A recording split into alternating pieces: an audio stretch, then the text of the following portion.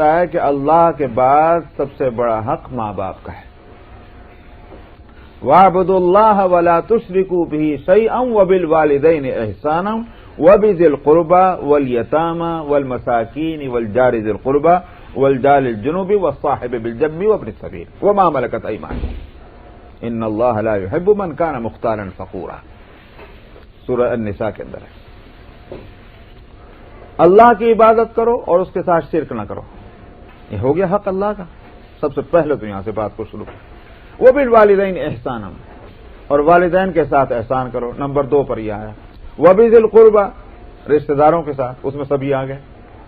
سمجھ میں آیا. اس میں بھائی بہن بھی آ گئے, بیوی بھی آ گئی, اور دوسرے رشتہ دار سب آ گئے. وَالْيَتَامَى اور یتیموں کے ساتھ.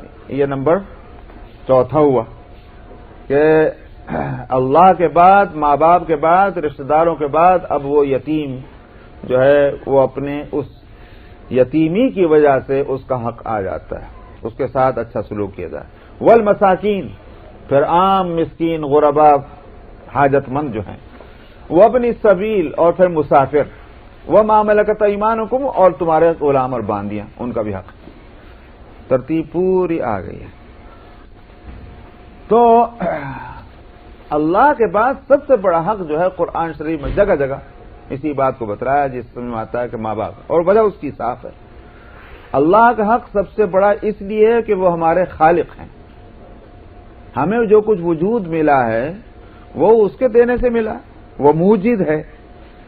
تو جو موجد ہے موجود پر اس کا سب سے بڑا حق ہوگا نا, اس لیے اللہ کا سب سے بڑا حق. ماں باپ کا اس کے بعد اس لیے کہ یہ ذریعہ وجود کے ہیں. سمجھا؟ یوں کہا جائے کہ مجازن وہ موجد ہیں ہمارے, حقیقتاً موجد تو اللہ ہے, لیکن مجازن ہمارے موجد وجود دینے والے کون ہوئے؟ ماں باپ ہو گئے. اس لیے اللہ کے بعد ماں باپ کا حق آتا ہے. اوروں کا حق جو ہے بعد میں ہی آئے گا, اس لیے کہ ہمارے وجود میں ان کا کوئی دخل نہیں ہے. نہ اولاد کا دخل ہے, نہ بیوی کا دخل ہے, نہ بھائی بہنوں کا دخل ہے. ہمارے وجود میں کسی کا کوئی دخل نہیں. اگر دخل ہے تو اللہ کا, اور اس کے بعد ماں باپ کا ہے. تو سب سے بڑا حق تو اللہ کا, اور اس کے بعد ماں باپ ہی کہاں ہے نا. دوسروں کا حق تو بعد میں آئے گا. جب یہ ترتیب ہے سمجھ میں آتی ہے, اس کے خلاف کوئی نہیں. تو جن کا حق کم درجے کا ہے اس کے معاملے میں جس کا حق سب سے اوپر ہے, اس سے اوپر ہے, اس کی بات سنی جائے کہ نہ سنی جائے. کامن سینس کی بات. اس لیے اس کے خلاف کرنے کو تو ظلم کہیں گے, اس کے مطابق کرنے کو ظلم نہیں کہیں گے. اسی بات سے اولاد کے معاملے میں بھی یہی بات ہے کہ ایک شخص نے نبی کریم صلی اللہ علیہ وسلم کی خدمت اقدس میں حاضر ہو کر کے اپنے بیٹے کی شکایت کی. یا رسول اللہ, میرا بیٹا جو ہے وہ جو کیا نام ہے, میں اگر کچھ خرچ کرتا ہوں تو وہ بہت مجھ سے لڑائی کرتا ہے. تو مال کمائی بیٹے کی ہے, بیٹا ہی کما رہا ہے. اب باپ خرچ کرتا ہے, اس پہ لڑائی ہوتی. تو اس نے آ کر شکایت کی. آپ نے بلوایا بیٹے کو, تو چنانچہ وہ بیٹا بلایا گیا. اس درمیان میں کہ وہ بیٹے کو بلایا گیا, آپ کو وحی کے ذریعے سے خبر دی گئی کہ اس سے تو بات کیجیے گا, مگر اس باپ سے یہ بات پوچھیے گا کہ تو نے اپنے بیٹے کے تعلق سے وہ کیا بات تیرے دل میں نے کہی ہے جو تیرے زبان نے بھی سبھی ادا نہیں ہوئی. تیرے دل نے کہی ہے بات اپنے بیٹے کے سلسلے میں, وہ بات کیا ہے وہ پوچھنا اس سے. کس سے؟ باپ سے.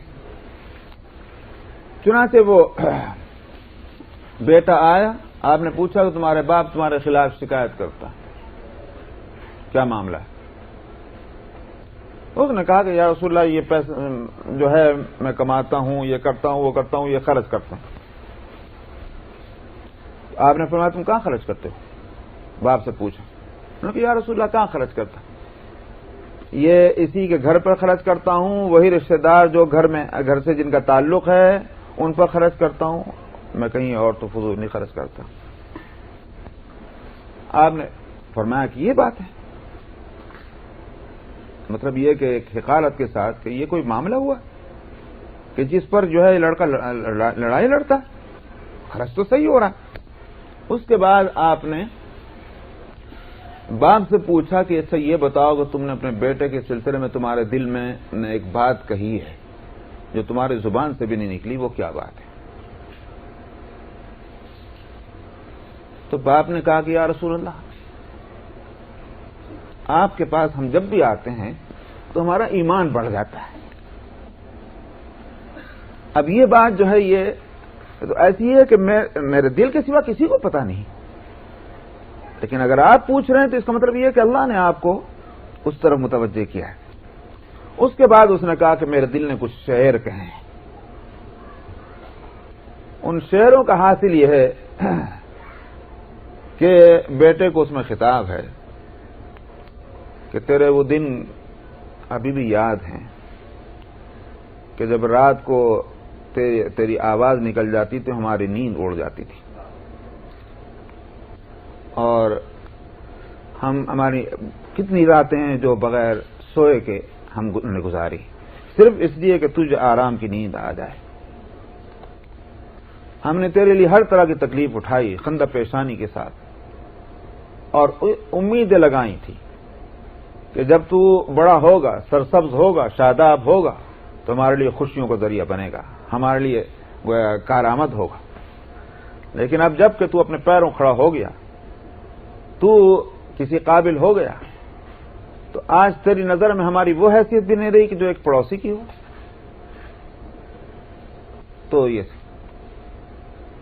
تو وہ اشعار سنے، بڑے حیرت انگیز تھے وہ۔ تو نبی کریم صلی اللہ علیہ وسلم نے اس لڑکے کا گریبان پکڑ کے کہا انت و مالک الیبیک، تو بھی اور تیرا مال بھی تیرا باپ کا ہے۔ مطلب یہ کہ تم کس چیز پہ کر رہے ہو؟ تم آج اگر تم کمانے کے واسطے کھڑے ہوئے ہو تو یہ صلاحیت کہاں سے تمہارے اندر آئی تھی؟ ماں باپ نے تم کو تعلیم دی، تمہیں تربیت کی، تم کو بڑا بنایا، اس قابل کیا، آج اگر 4 پیسے کمانے قابل ہو گئے سمجھا کہ تم ہی ہو، ماں باپ کا کوئی حق نہیں رہا۔ یہ مطلب تھا اس کا انت و مالک الیبیک۔ تو بات اصل میں وہ یہی ہے کہ آج ہم جس معاشرے اور سوسائٹی میں ہم سانس لے رہے ہیں، یہاں جو ہے وہ ہر آدمی جو ہے جس کو کہنا چاہیے انڈیویجولائزیشن جس کو کہنا چاہیے وہ ہے، ہر آدمی مادر پدر آزاد ہے، کسی کا کوئی حق نہیں ہے۔ تو اس لیے اب اس معاشرے میں ہم چونکہ عادی ہو گئے تو بات سمجھ میں آتی نہیں ہے کہ ماں باپ کیا ہیں، بڑے کیا ہیں، چھوٹے کیا ہیں۔ اسلام جو ہے وہ تو نام ہی حقوق کا ہے، حقوق بتلانے کے واسطے پیغمبر آئے تھے۔ اگر حقوق کو ایک طرف کر دیجیے تو پھر اسلام نام کی کوئی چیز نہیں رہ جاتی۔ اسلام نام ہی حقوق ہے، اللہ کا حق، بندوں کا حق، اس کی ترتیب آ کر اسلام نے بتلائی، پیغمبر نے بتلائی، بس یہ ہے۔ تو اس واسطے ہم کو مسئلہ یوں ہی سمجھ میں آیا تھا، لیکن اگر ذرا دماغ کو خالی کر کے ان ساری باتوں سے سوچا جائے اور پھر یہ کہ قرآن اور حدیث کو پڑھا جائے اور اس میں بالکل ٹھنڈے دماغ سے غور کیا جائے تو معلوم ہوتا ہے کہ بالکل یوں کہا جائے کہ سائیکولوجیکل ہے یہ ساری تعلیمات اور نفسیاتی ہیں، اس کے خلاف نہیں، عقل کے مطابق ہے۔ ہاں ایک مسئلہ یہ ہے کہ بھئی بڑے جو ہیں وہ چھوٹوں کو کس بات کی ہدایت کر رہے ہیں؟ مسئلہ اگر صاف صاف قرآن و حدیث کے خلاف ہے، ظاہر ہے کہ میں کہہ چکا ہوں کہ اللہ کی نافرمانی میں مخلوق کی فرما برداری نہیں، لا طاعت لمخلوق فی معصیۃ الخالق۔ قرآن شریف میں بھی کہا گیا وَإِن جَاهَدَاكَ عَلَىٰ أَن تُشْرِكَ بِي مَا لَيْسَ لَكَ بِهِ عِلْمٌ فَلَا تُطِعْهُمَا۔ اگر وہ تمہارے پر اس بات کی جدوجہد کریں، زور ڈالیں ماں باپ کہ تم شرک کرو جس کی کوئی دلیل نہیں ہے شرک کرنے کی، فَلَا تُطِعْهُمَا، تو تم ان کی اطاعت مت کرو۔ لیکن مگر یہیں چھوڑ دی جاتا ہے فَلَا تُطِعْهُمَا تو بات نامکمل رہتی۔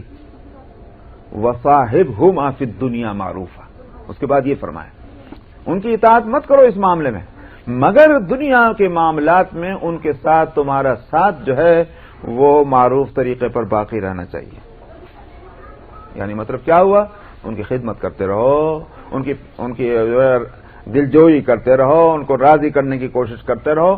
اور اس کی بات کو میں بتلا چکا ہوں کہ لفظ احسان قرآن نے اسی معنی میں استعمال کیا کہ کچھ چیزیں تو وہ ہیں کہ ترازو میں تول کر جو ہے بیلنس کر کے دے دی جائیں، لیکن احسان وہ چیز ہے کہ جس کو آپ اس کی کوئی لمٹ نہیں کر سکتے، کہ آپ یوں نہیں کہہ سکتے کہ بھئی احسان جو ہے بس اب یہ ختم ہو گیا، اب اس کے بعد آگے کوئی لمٹ نہیں ہے احسان کی. بھئی 100 قرضہ ہے، $100 کے بدلے میں $100 لے لیجیے، ختم ہو گیا قصہ، اب کیا چاہیے اور آپ کو. لیکن لفظ احسان جو ہے اس کی کوئی لمٹ نہیں. تو اس لیے وہ بالوالدین احسان، والدین کے ساتھ احسان یعنی حسن سلوک وہ کہ تم کتنا بھی کرنے کے بعد سمجھو میں نے تو حق ادا کر دیے صاحب احسان کا. نہیں نہیں نہیں نہیں، اس کا سوال ہی پیدا نہیں ہوتا. کوئی بھی پوائنٹ ایسا نہیں کہ جس پہ جا کر کوئی آدمی یہ کہہ دے میں نے اپنے ماں باپ کا حق ادا کر دیا. اس لیے کہ ماں نے اپنے پیٹ میں رکھا تھا، اس کے 1 دن کا حق ادا کر دے کوئی، 9 مہینے رکھا، 2 سال تک اپنی گود میں رکھا، کس دن کا حق ادا کرے گا وہ آدمی؟ تو اس واسطے یہ ہے کہ حق تو ادا نہیں ہو سکتا. احسان جو ہے وہ اسی لیے لفظ استعمال کیا گیا. تو بہرحال یہ کہ اب رہ گیا یہ کہ میں نے کہا کہ اگر قرآن اور حدیث کے صریح حکم کے خلاف ہے تو بے شک اس میں اطاعت نہیں ہوگی. لیکن اگر وہ صریح حکم نہیں ہے قرآن میں اور حدیث میں، محض رائے کا فرق ہے. ایک چیز میری رائے میں جو ہے وہ صحیح ہے، میرے ماں باپ کی رائے میں نظر میں غلط ہے، یہ محض رائے کا اختلاف ہے. اس لیے ایسے معاملے کے اندر مجھے اپنی رائے کو چھوڑنا پڑے گا اور اپنے ماں باپ کی رائے پر عمل کرنا پڑے گا، چاہے میں اس کو کتنا بھی اچھا سمجھ رہا ہوں اپنی نظر میں، لیکن اپنی بات کو چھوڑنا پڑے گا، ماں باپ کی بات کو لینا پڑے گا. یہ میں اسی تفصیل سے بتلا رہا ہوں کہ افسوس یہ کہ ہم جس معاشرے میں ہیں اور جو ہم کو تعلیم کالج اور یونیورسٹیوں میں دی جاتی ہے اور جو آج ٹی وی نے ہمارا ذہن بنا رکھا ہے، اس نے تو سب چیزوں کو کھرچ کے پھینک دیا. آج وہ چیزیں کہ جو حق تھیں وہ ناحق بن گئیں اور جو انصاف تھی وہ ظلم بن گئی. سمجھا؟ اس لیے میں کھول کر بتلا رہا ہوں.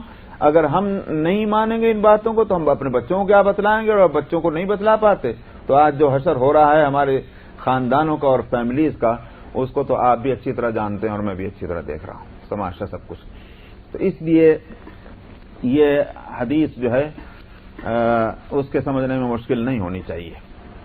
وعن بهز بن حكيم عن ابي عن جدي قال قلت يا رسول الله من ابر قال امك قلت ثم من قال امك قلت ثم من قال امك قلت ثم من قال اباك ثم الاقرب فالاقرب.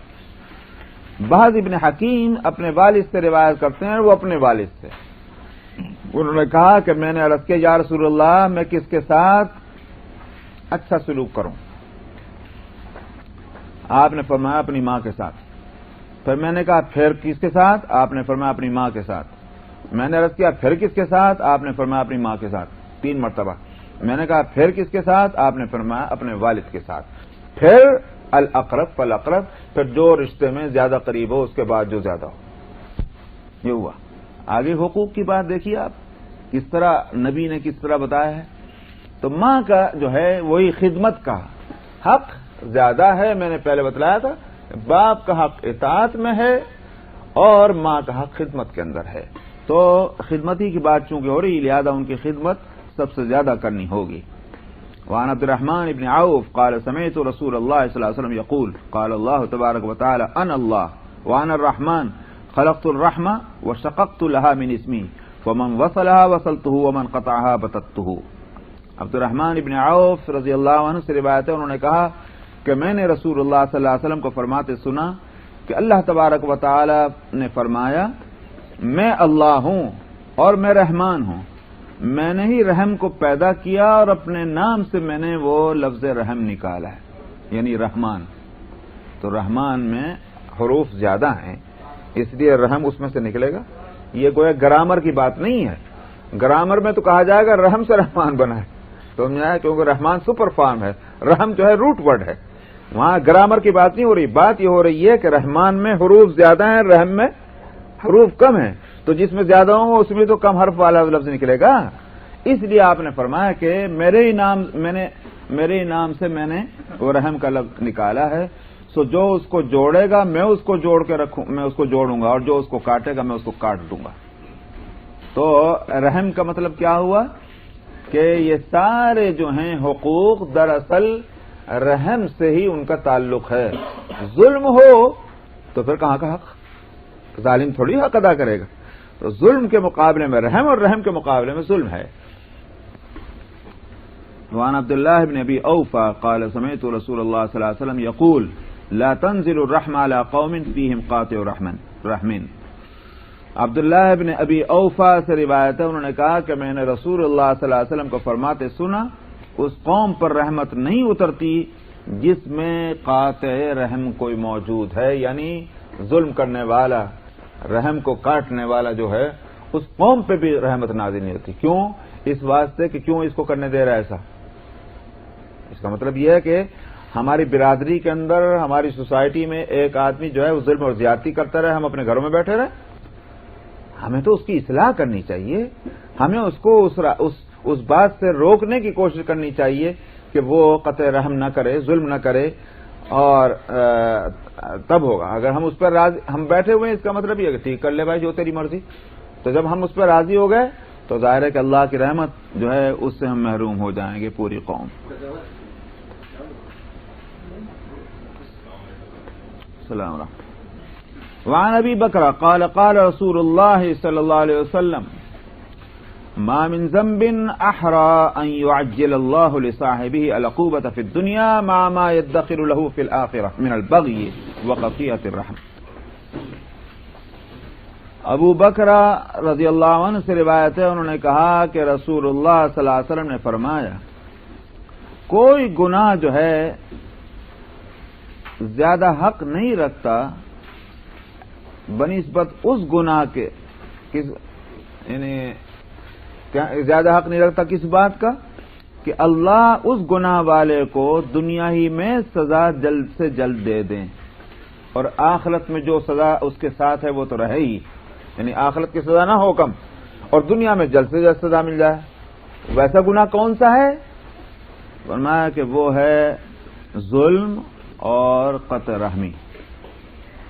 ظلم اور قطع رحمی یہ وہ گناہ ہے کہ اللہ اس کی سزا سب سے جلدی دنیا میں بھی دیتے ہیں اور آخرت پہ تو اس کی سزا جو ہے سو ہے ہی.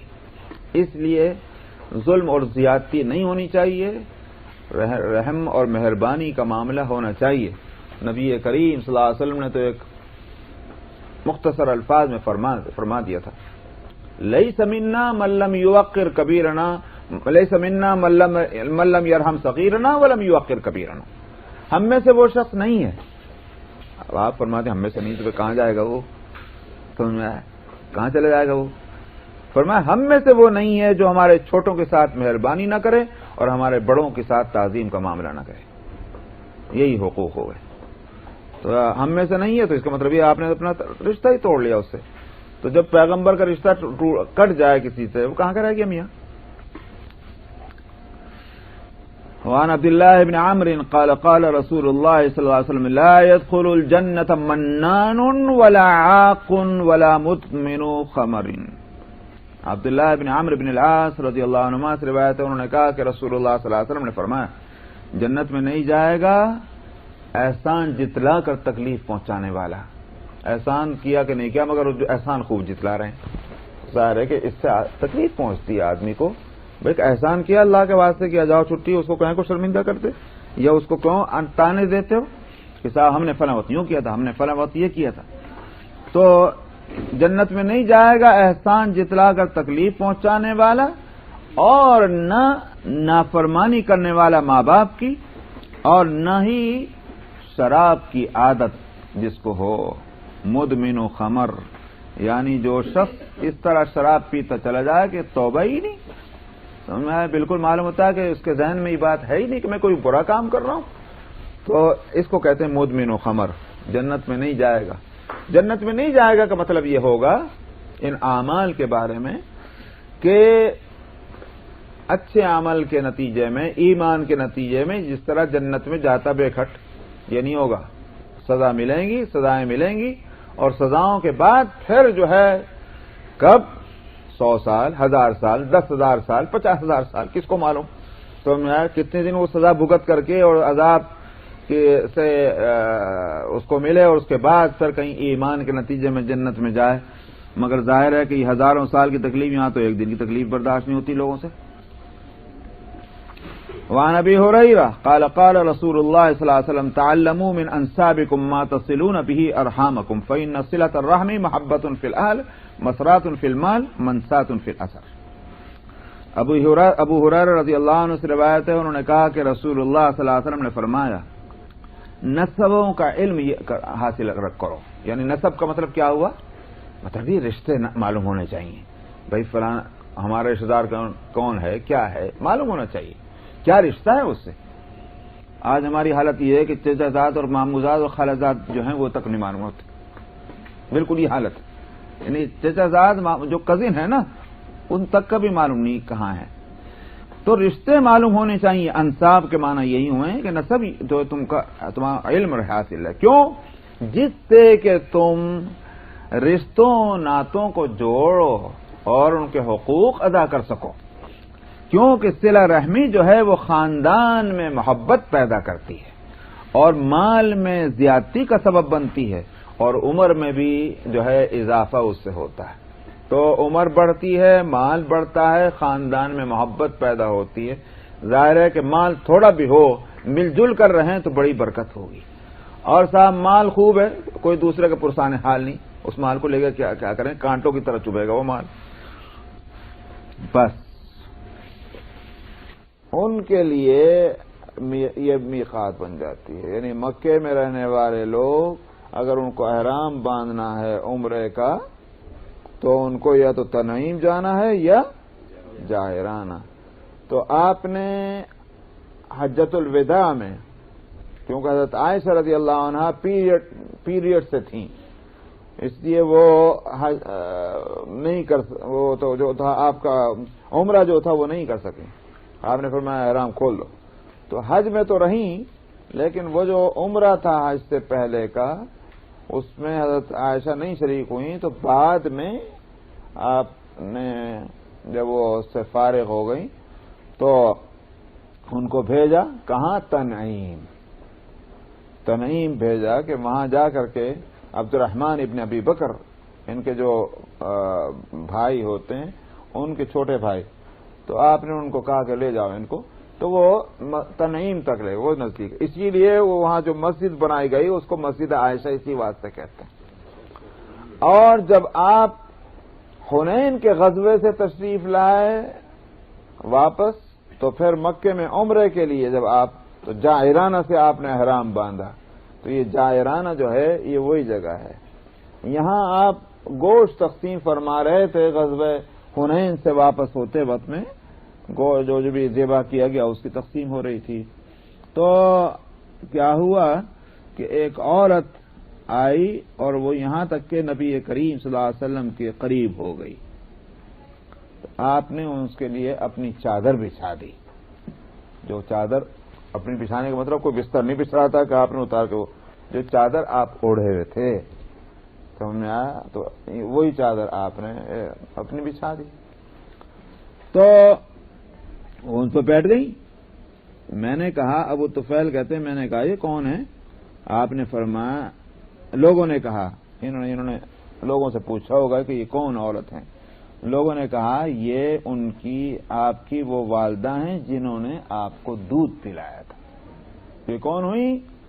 حلیمہ، حضرت حلیمہ جو تھیں دودھ پلانے والی والدہ، حلیمہ بنت ابو زویب، یہ چونکہ قبیلہ حوازن سے تھیں، اور قبیلہ حوازن جو ہے یہ طائف اور مکے کے بیچ میں یہ آباد تھا، تو یہ جاہرانہ ادھر ہی تو ہے، اس لیے جب آپ ادھر جاہرانہ کی طرف سے آپ وہاں جو تشریف رکھتے تھے اس غزوے سے واپسی میں، تو یہ حضرت حلیمہ آپ کے وہیں ملنے کے لیے اس موقع پر آئیں، تو یہ اس وقت کا قصہ ہے۔ تو حالانکہ دودھ پلانے والی ہیں ماں، مگر یہ کہ ان کا اکرام آپ نے اتنا کیا کہ جو چادر آپ نے اپنے بدن کے اوپر والے حصے کو پر اوڑھ رکھی تھی تو آپ نے وہی اتار کر ان کے لیے بچھا دیا، یہ اکرام اپنی ان ماں کا کیا۔ مولانا اس سے پہلے کی حدیث میں ماں باپ کے لیے جو کام کرنا جس میں حضور نے کہا کہ ان کے لیے بخشش اور دعا، تو اس میں ان کی طرف سے کہ نماز روزہ یہ بھی ہو سکتا ہے ہمارا مسئلہ؟ بالکل کر سکتے ہیں، ان کی وجہ ہاں یہ بھی کر سکتے ہیں. مثلا یہ ہے کہ اگر مثال کے طور پر اس میں اتنا ہے کہ جہاں تک اعمال کا تعلق ہے وہ اگرچہ اس میں مالیات میں تو ہے، اعمال میں نیابت نہیں چلتی. جو عمل ہے مثلا یہ نماز پڑھ رہے ہیں کسی کی طرف سے نماز، تو نیابت نہیں چلتی. مگر ان نیابت نہ چلنے کے معنی یہ نہیں، اس لیے میں صاف کر رہا ہوں اس بات کو. آپ کتابوں میں پڑھیں گے کہ صاحب عمل میں نیابت نہیں چلتی، ہم صدقات مالیہ جو ہے اس میں نیابت ہو سکتی. اسی واسطے بعض لوگوں کی رائے یہ ہے کہ قرآن شریف وغیرہ پڑھ کے جو سارے ثواب کرتے ہیں نہیں ہوتا. یہ بعض فقہا اسی لیے اس طرف گئے ہیں. میں اس بات کو صاف کر رہا ہوں کہ اس کا مطلب یہ ہے کہ نیابتاً کسی کا آپ یہ سمجھیں کہ یہ اب اس کے ذمے سے یہ ختم ہو گیا، ہم نے کسی کی نماز باقی تھی ہم نے پڑھ دی، اس کی چھٹی ہو گئی، یہ مطلب نیابت کا ہے. تو نیابتاً تو نہیں ہو سکتا، لیکن بہرحال جب ہم ایک نیک عمل کر رہے ہیں تو فائدے سے تو خالی ہے نہیں. جب فائدے سے خالی نہیں ہے تو ہم کرنے میں کیا حرج ہے؟ ہم دعا مانگتے رہیں گے اے اللہ آپ ان کے حق میں اس کو قبول فرما لیں. آخر آپ دیکھیں کہ اتنا تو شریعت کے تعلیمات سے ہم کو معلوم ہوتا ہے کہ جن کافروں نے بحالت کفر نیکیاں کی ہیں، اچھائیاں کی ہیں، اس کا بھی فائدہ ان کو پہنچتا ہے. اس کا فائدہ اس معنی کر کہ جہنم میں تو ہمیشہ اس لیے رہیں گے، کفر ہے، کفر ہمیشہ کے لیے لگا ہوا ہے، لیکن عذاب جو ہے ان کا اس عذاب میں کمی ہے. اسی لیے ابو طالب کے بارے میں کیا ہے، ابو طالب نے کتنی نیکیاں نہیں کی رسول اللہ صلی اللہ علیہ وسلم کے لیے. تو پوچھا گیا کس حالت میں، آپ نے فرمایا کہ ان کو جو ہے چپل پہنائے گئے آگ کے، جس کی وجہ سے ان کے سر کے جو ہے دماغ تک کھول رہا ہے. تو یہ ہلکا عذاب ہے، مگر سمجھ میں آیا بہت ہلکا. ظاہر ہے کہ یہ ہلکا کیوں کیا گیا؟ ان کی نیکیوں کی وجہ سے. تو اگر ایک جہنم کے مستحق آدمی جو ہے جس کو جہنم میں جانا ہے، نیکیاں اگر اس کے حق میں مفید ہو رہی ہیں کسی نہ کسی درجے میں، بھلا بتائیے کہ ایک مسلمان کے حق میں کیسے نہیں ہوں گی؟ تو اس واسطے کیا ہوا کہ بھئی ہم یہ کہتے ہیں کہ ہم نیکیاں کرتے رہیں، اچھائیاں کرتے رہیں، اور اس کے لیے نیت یہ ہو کہ بھئی اس کا ثواب فلانے کو پہنچتا رہے. تو ہم کیوں روکیں اس کام کو؟ کام تو کوئی غلط تو نہیں کر رہے ہیں، اچھا ہی کر رہے ہیں. باقی اللہ سے امید رکھیں گے اللہ اس کو قبول فرمائیں. نیت کم کرنی پڑتی ہے، کچھ صدقہ دے رہے ہیں تو بوقت عمل لکھنا پڑتا ہے، لکھنے کی نیت کو واسطے لکھنا نہیں چاہیے، ضرورت نہیں. دل میں ارادہ، نیت کہتے ہیں دل کے ارادے کو، لکھا پڑھی کو نہیں کہتے. آپ کہیں بھی آپ کہتے ہیں کہ صاحب کیا میاں کچھ ہے کہ حج کا ارادہ؟ ہاں جی حضرت نیت تو کر رکھی. کیا مطلب ہے؟ آپ نے کسی سے کوئی ایگریمنٹ کیا ہوا ہے تب نیت ہے؟ ارادے کرنا بالکل ضرورت نہیں، نہ بتانے کی ضرورت ہے، نہ لکھنے کی ضرورت ہے، نہ بولنے کی ضرورت ہے. صرف دل کا ارادہ ہے اور وہ اس عمل کے وقت ہونا چاہیے. بس فصل ختم. فصل سوم. اچھا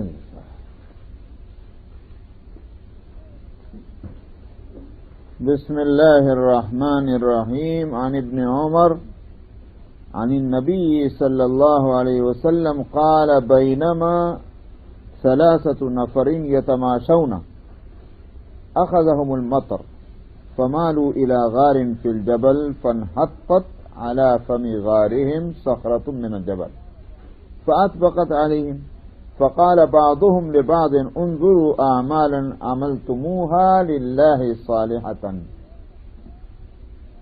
فأدعوا الله بها لعله يفرجها فقال أحدهم اللهم إنه كان لي والدان شيخان كبيران ولي صبية صغار كنت أرعى عليهم فإذا رحت عليهم فحلبت بدأت بوالدي أسقيهما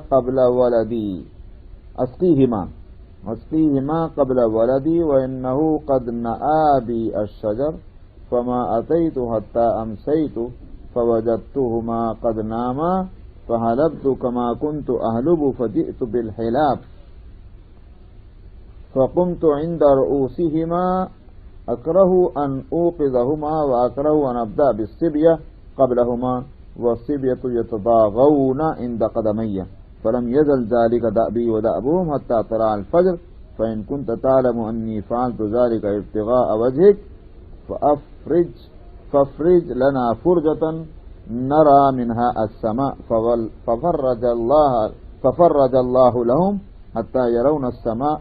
قال الثاني اللهم إنه كانت لي بنت عم أحبها كأشد ما يحب الرجال النساء فطلبت إليها نفسها فأبت حتى آتيها ب100 دينار فسعيت حتى جمعت 100 دينار فلقيتها بها فلما قعدت بين رجليها قالت يا عبد الله اتق الله ولا تفتح الخاتم فقمت عنها اللهم فإن كنت تعلم أني فعلت ذلك ابتغاء وجهك فافرج لنا منها ففرج لهم فرجة. وقال الآخر اللهم إني كنت استأجرت أجيرا بفرق أرز فلما قضى عمله قال أعطني حقي فارست عليه حقه فتركه ورغب عنه فلم أزل أزرعه حتى جمعت منه بقرا وراعيها فجاءني فقال اتق الله ولا تظلمني وأعطني حقي فقلت اذهب إلى ذلك البقر وراعيها فقال اتق الله ولا تهزأ بي فقلت إني لا أهزأ بك فخذ ذلك البقر وراعيها فأخذه فانطلق بها فإن كنت تعلم أني فعلت ذلك ابتغاء وجهك فافرج ما بقي ففرج الله عنه متفق عليه. صاحب تو مسئلہ چل رہا ہے وہ کہیں کہ بھائی بات چل رہا ہے حسن بر اور صلہ یعنی بھلائی کرنا حسن سلوک رشتہ داروں کے ساتھ ماں باپ کے ساتھ وغیرہ یہ مسئلہ چل رہا ہے. اس میں یہ تیسری فصل ہے. ابن عمر رضی اللہ عنہما سے روایت ہے اور نبی کریم صلی اللہ علیہ وسلم سے بیان کرتے ہیں نقل کرتے ہیں آپ نے فرمایا کہ 3 آدمی اس دوران کے چلے جا رہے تھے سفر کر رہے تھے کہیں راستے میں تھے تو اخذہم المطر بارش نے پکڑ لیا ان کو. یہ مطلب یہ ہے کہ خوب دھواں دار بارش ہوئی راستے میں ہیں یہ تو بارش سے بچنے کے لیے انہوں نے کیا کیا فمالو الی غار فی الجبل ایک پہاڑ کے ایک کھو میں گھس گئے بارش سے بچنے کے لیے. تو وہ کیا ہوا کہ بارش اور جب بعض دفعہ زور کی ہوتی ہے اور پھر یہ کہ اللہ میاں کا بھی معاملہ ان کے جو کھو تھی غار جو تھی اس کے منہ پر اوپر سے چٹان رڑک کر آئی اور اس نے اس کھو کا منہ بند کر دیا. اب یہ اندر پھنس گئے تینوں کے تینوں اندر اور غار بند. یہ واقعہ ہوا. فانحطت علی فم غارہم صخرۃ من الجبل رڑک کے آ گیا ان کے غار کے منہ پر ایک چٹان ایک پتھر پہاڑ سے اور فاطبقت علیہم اس نے ڈھانپ دیا ان کو. فقال بعضهم لبعض بعض نے ان میں سے بعض سے یعنی مطلب ایک نے دوسرے سے کہا کہ اپنے اب بچنے کی تو کوئی صورت یہاں سے ہے نہیں یہ ہمارے بس کا نہیں کہ اس چٹان کو ہلا بھی دیں اب تو اللہ ہی کچھ رحم فرمائے مہربانی کرے کوئی غیب سے کوئی صورت بنے تو نکلیں گے اس میں سے ورنہ تو ہم تو یہیں کیا نام ختم ہو جائیں اور کوئی پوچھنے والا بھی نہ ہوگا. اب اللہ کی مہربانی کے واسطے کیا ہے بھائی کوئی عمل تم نے خالصتاً اللہ کے واسطے کیا ہو اس عمل کو یاد کر کے اور اس کے مطلب یہ ہے کہ اللہ سے مہربانی مانگو اس عمل کی برکت سے. انظروا اعمالا عملتموها اپنے عملوں کو ذرا غور کرو کہ جو وہ عمل کے جو تم نے اللہ کے لیے نیک عمل کیا ہو تو اس کے توسط سے یا اس کے ریفرنس سے تم اللہ سے دعا مانگو شاید اللہ اس اس کو غار کو یا اس چٹان کو ہٹا دے۔ تو ایک نے ان میں سے کہا اے اللہ میرے بوڑھے ماں باپ تھے، والدانی شیخانی کبیران، بہت بوڑھے ماں باپ، اور میرے چھوٹے بچے تھے، مطلب وہ بچے بھی ہیں چھوٹے چھوٹے، ماں باپ بھی ہیں بڑے بوڑھے، تو دونوں مطلب یہ ہے کہ اصول بھی وہ ہیں کہ جو جن کی دیکھ ریکھ کرنا، ان کی نگہداشت کرنا، ان کی وہ خود نہیں اپنا کام کر سکتے، مجھے ہی ان کا کام کرنا تھا۔ بچے بھی چھوٹے ہیں، وہ بھی خود اپنا کام نہیں کر سکتے، مجھے ہی ان کا کام بھی کرنا ہے، تو اب دو کے حق میرے اوپر آ رہے ہیں، تو وہ بھی میرے محتاج، یہ بھی میرے محتاج۔ اب کیا تھا ولی سی بیتن چراغ، تو کہتے ہیں کہ میں بکریاں چرایا کرتا تھا، اور جب میں ان کو فیضا رہت علیہم، جب میں ان کو لے کر آتا تھا ریوڑ کو، ریوڑ کس ہوتا نا بکریوں کا گلہ بھی کہتے ہیں اسے، جب میں وہ ریوڑ لے کر آتا وہاں تو میں دودھ دوہتا، اور میں پہلے اپنے ماں باپ کو پہلے میں ان کو پیش کرتا، ان کو پلاتا، اسقیھا بدأت بوالدی قبل ولدی، اپنے بچوں سے پہلے۔ تو یہی ہے وہ پوائنٹ جس کو دیکھنے کا ہے کہ دونوں محتاج ہیں میرے، دونوں ضرورت مند ہیں میرے، نہ یہ کام کر سکتے ہیں اپنا، نہ وہ کام کر سکتے ہیں۔ اب دیکھنا یہ ہے کہ کس کو پریفرنس دی جائے، کس کو پہلے رکھیں، کس کو بعد میں رکھیں۔ اولاد کے حق، ماں باپ کا حق، کس کو پہلے لانا ہے؟ ظاہر ہے کہ یہاں جو ایک ایموشنلی بات ہے تو بچوں کو ظاہر ہے کہ بہت خیال کریں گے، ماں باپ کو چاہے لے جا کے ڈال دیں گے اس میں، کہیں بھی جاؤ میاں بوڑھے ہو گئے ہمارے کس کام کے۔ لیکن اگر اس لحاظ سے دیکھا جائے کہ بھئی ہم آئے دنیا میں کہاں سے، ہماری اصل کیا ہے، اب اصل کا حق زیادہ ہوتا ہے فرع کے بنسبت، کچھ آئی سمجھ میں نہیں، اصل کا حق فرع سے بڑھ کر ہوتا ہے۔ تو اس لیے یہ ہے سمجھداری کی بات، اور یہی دین نے سکھلایا۔ انہوں نے یہ کیا کرتے تھے کہ ماں باپ کے حق کو پہچان کر پہلے ان کو پلاتے، پھر بچوں کو پلایا کرتے تھے۔ وَإِنَّهُ قَدْ نَآ بِي أَشْرَفَ، ہوا کیا کہ وہ جو چراگاہ تھی جہاں پتے ملتے تھے درختوں کے بکریوں کو چرانے کے لیے، ایک دن کیا ہوا، وہ دور نکل گئے، یعنی پتے چرانے کے چکر میں بکریوں کو ریوڑ لے کر دور نکل گئے ایک دن، تو واپس آئے، شام ہو گئی۔ اب جب شام ہو گئی تو آ کے جو دیکھا ماں بابا دونوں سو گئے،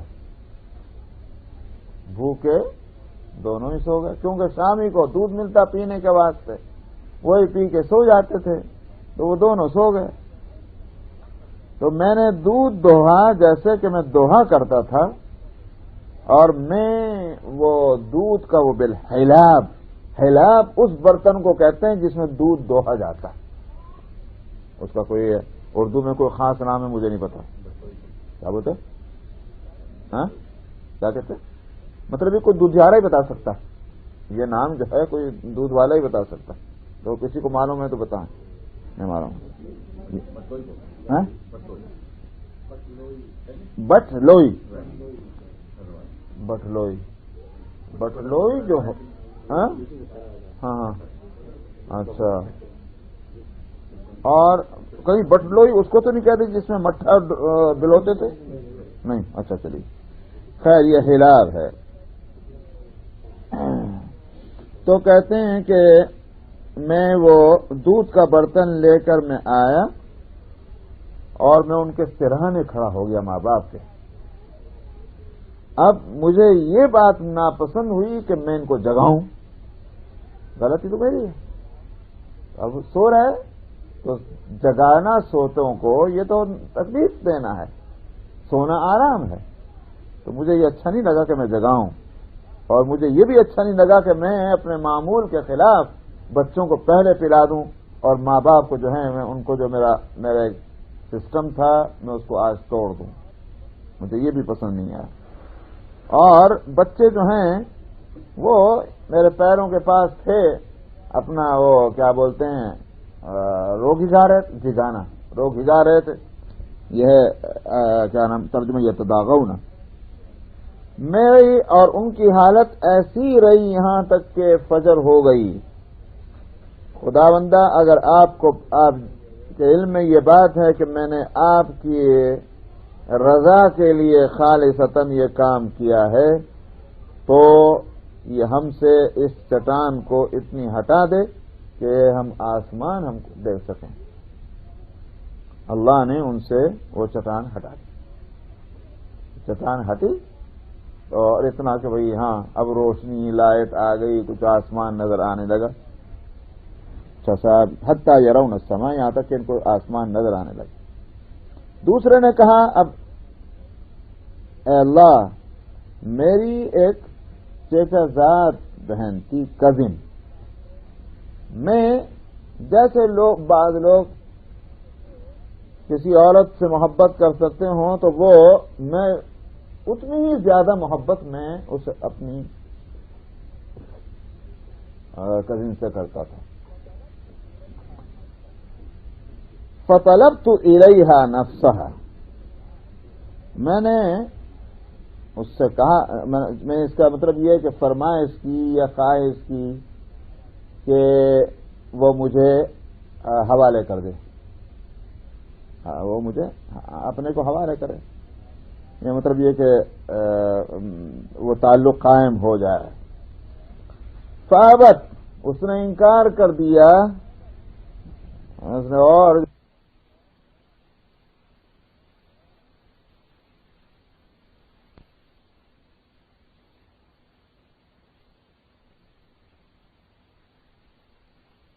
تعلق قائم ہو جائے۔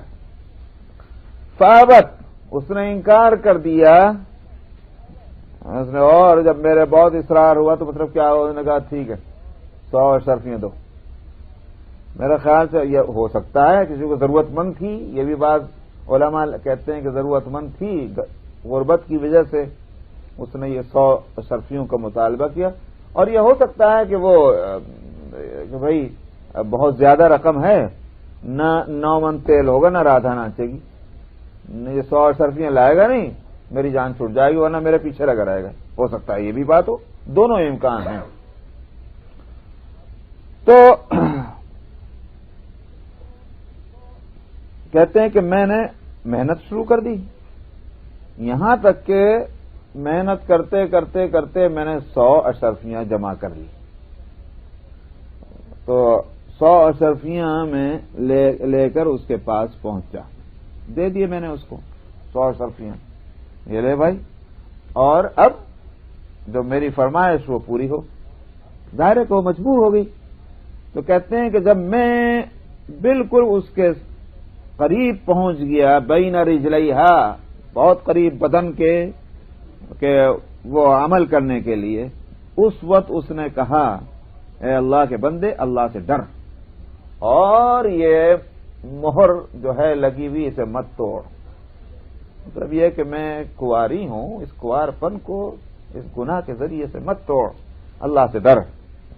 حالانکہ 100 اشرفیاں تو لے لی، اور یہ اس نے کنڈیشن لگائی تھی، مگر یہ کہ یہاں اس وقت اس نے یہ بات کہی، تو یہ کہتے ہیں کہ میں اس سے کھڑا ہو گیا، وہاں سے ہٹ گیا۔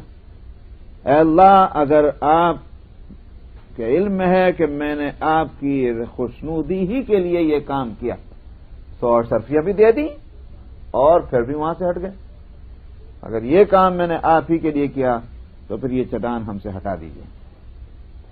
ففرج لهم فرجة، اللہ نے اس سے وہ ایک اور تھوڑی سی اور ہٹا دی تو اور کھل گیا۔ اب تیسرے نے کہا وقال الآخر، دوسرے نے کہا اے اللہ میں نے ایک مزدور جو ہے اس کو ہائر کیا، بفرق ارزن، ارز تو مطلب ہوا چاول، اور فرق جو ہے وہ ہے ایک تھیلا کہہ لیجئے یا ٹوکرا کہیے، جس میں 16 پاؤنڈ کوئی چیز آتی ہو، 16 پاؤنڈ 16 رطل، تو رطل 1 پاؤنڈ کے برابر ہوتا ہے تقریباً، تو اس کا مطلب کیا ہوا 8 کلو چاول آ جائیں جس برتن میں، جس ٹوکرے میں، تھیلے میں، اس کو کہا گیا فرق۔ تو کیا ہوا کہ بھائی اتنا یہ کام کرو اور اجرت کیا ملے گی؟ 1 فرق چاول۔ یہ ہوا۔ جب اس نے اپنا کام پورا کر لیا مجھ سے کہا کہ اچھا جی میری مزدوری دو۔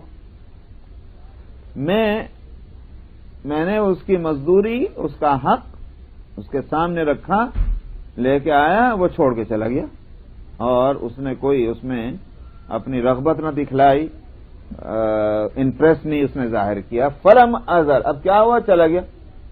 اب مزدور کون تھا، کہاں سے آیا تھا، کیا اس کا نام ہے، کون پوچھتا نہیں ہے۔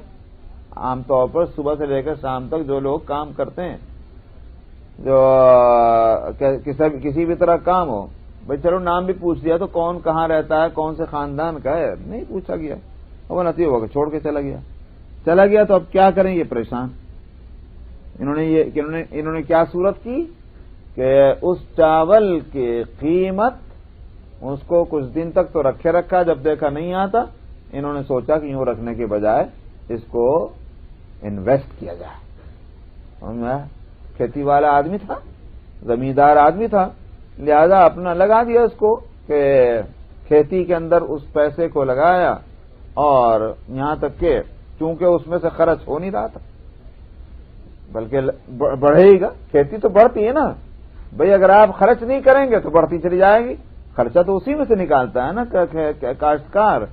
تو اب اس کا حصہ جو ہے وہ مان لیجئے کہ اگر 8 روپیے کا تھا، $8 کا تھا، تو بڑھتے بڑھتے وہ 1 سال 12 ہوئے، 15 ہوئے، جو بھی ہے 20 ہوئے، 25 ہوئے، وہ بڑھتا چلا جا رہا۔ یہ صورت ہوئی۔ کہتے کہ میں مسلسل اس کو کھیتی میں لگاتا رہا، یہاں تک کہ میں نے اس کے مال سے اکٹھے کر لیے گائے، اور یہاں تک کہ اس کے چرواہے بھی، نوکر بھی آ گئے، اور گائے کبھی یوں کہ یہ گلہ ہو گیا تیار۔ اب وہ آیا میرے پاس ایک روز، اور آ کر اس نے کہا اللہ سے ڈر، اور میرے کو ظلم نہ کر، میرا جو حق ہے مجھے دے دے۔ تو میں نے کہا تو وہی ہے، مطلب یہ ہوا پوچھ پاچھ کے، ہاں وہی آدمی۔ انہوں نے کہا کہ جا وہ جو گائے کا گلہ ہے اس کے ساتھ چروائے ہیں وہ لے جا کے۔ تو اس نے کہا اللہ سے ڈر، میرے ساتھ مذاق نہ کر، جو میرا حق ہے وہ مجھے دے، یہ کیا مذاق کر دیتا؟ میں نے کہا میں مذاق نہیں کرتا، جا کر وہ گائے اور ان کے چرواہے تو لے لے۔ تو وہ گیا اور اس نے فاخذہ، اس کو لیا اور لے کے چلتا بنا۔ خداوندہ اگر آپ کو معلوم ہے کہ میں نے یہ کام صرف آپ کی رضا کے لیے کیا تو جو باقی رہ گیا اس کو بھی کھول دیجیے، چٹان کو۔ چنانچہ اللہ نے ان سے وہ چٹان بالکل ہٹا دی اور رستہ کھل گیا، یا وہاں سے نکل کے آ گئے۔ اس سے کیا کیا باتیں معلوم ہو گئی؟ کھل گیا یا وہاں سے نکل کے آ گئے۔ اس سے کیا کیا باتیں معلوم ہو گئی؟ ایک تو معلوم ہوا کہ بھئی نیک عمل جو ہے دعاؤں کی قبولیت میں اس کا بڑا اثر ہے نا۔ اچھے عمل کریں گے دعا قبول ہوگی، اور غلط عمل ہوں گے تو غلط عملوں کے ساتھ تو اللہ کو ناراض بھی کر رہے ہیں، اور ساتھ میں اللہ میاں سے مانگ بھی رہے ہیں۔ تو ناراض سے تو ہم اپنے ماں باپ کو ناراض کر کے نہیں کچھ لے سکتے، تو دوسرے سے کیا توقع کریں؟ پھر اللہ میاں سے کو توقع کریں کہ اللہ میاں کو ناراض بھی کریں اور اللہ میاں سے مانگتے بھی رہیں، یہ تو خوب رہی۔ اس واسطے نیک عمل جو ہے وہ ہو، اور اسی کے اگر ریفرنس سے بھی بات ہو تو یہ بھی ہو سکتا ہے، اس میں بھی کوئی حرج نہیں، اور یہ وسیلہ کہلاتا ہے۔ یا ایھا الذین آمنوا اتقوا اللہ وابتغوا الیہ الوسیلہ۔ اب وسیلہ جو ہے مطلب یہ کہ ایک جس کو کہنا چاہیے کہ ایک ذریعہ، ایک واسطہ جو ہے کسی مقصد کو حاصل کرنے کا، اس کو کہتے ہیں وسیلہ۔ تو جہاں تک اس آیت کا ترجمہ یہ ہے اللہ سے ڈرتے رہو اور اس تک وسیلہ جو ہے اس کو تلاش کرو. تو وسیلے کے میں نے معنی بتلایا کہ بھائی جس ذریعے سے مقصد حاصل ہو سکتا اس ذریعے کو وسیلہ کہیں گے. اب اس میں کلام ہوا، وسیلے سے کیا مطلب ہے؟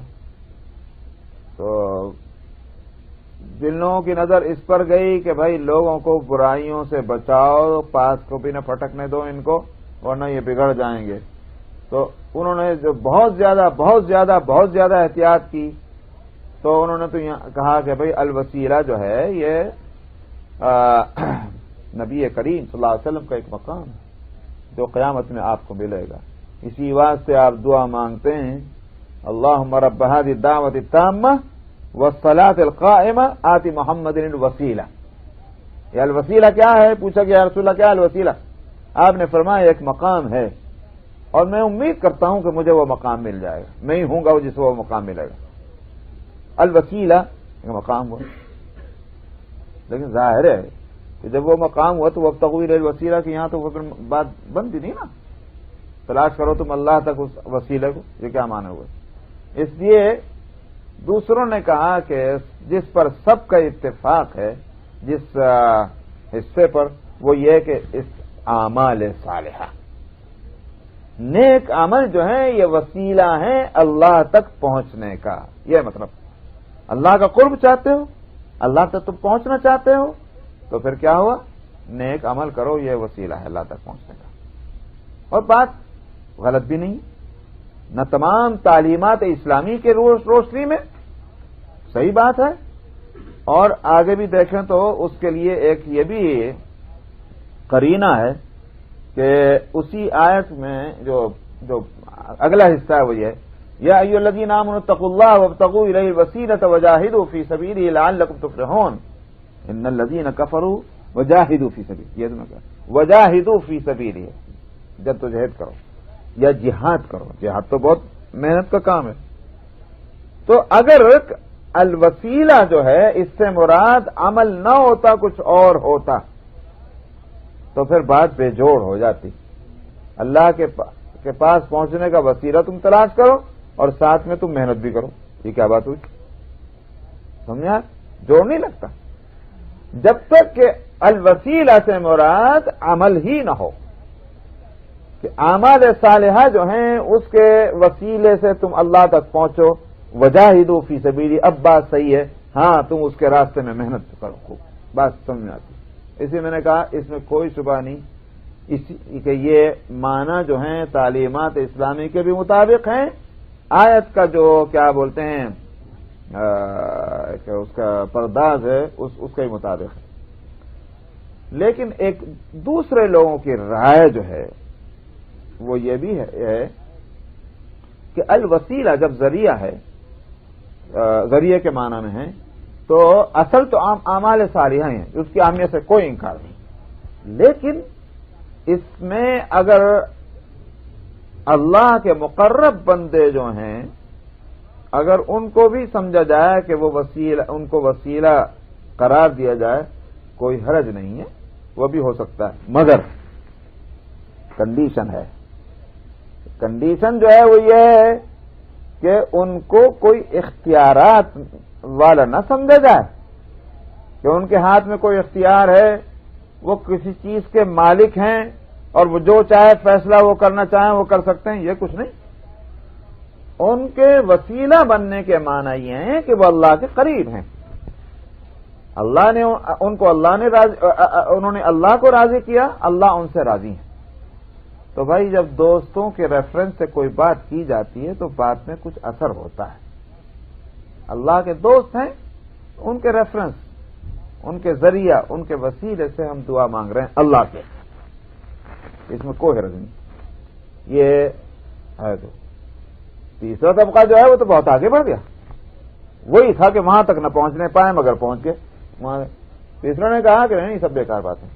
بھائی ٹھیک ہے، دنیا میں بھی ہم دیکھتے ہیں کہ جناب کون ہر ایک تھوڑی بادشاہ سلامت تک پہنچ جاتا ہے. بادشاہ سلامت تک پہنچنے کے بعد سیکرٹری تو سیکرٹری چپراسیوں تک کی خدامت کرنی پڑتی میاں. تو لہذا اللہ تو بادشاہوں کے بادشاہ ہیں، ہر آدمی وہاں کیسے پہنچے گا؟ اس واسطے اللہ میاں نے اپنے خاص بندوں کو کچھ اتھارٹی دی ہوئی ہے ان کے کمالات، ان کے اچھائیاں، ان کی جو ہیں بڑائیاں، اس کی وجہ سے بے شک ان کو اختیارات بھی حاصل ہیں، اور ہم جو ہیں اپنی سطح اور اپنے لیول کے لحاظ سے ہماری اگر باریابی وہاں تک بھی ہو جائے تو بڑی بات ہے، اللہ تک تو ہم کہاں پہنچیں گے؟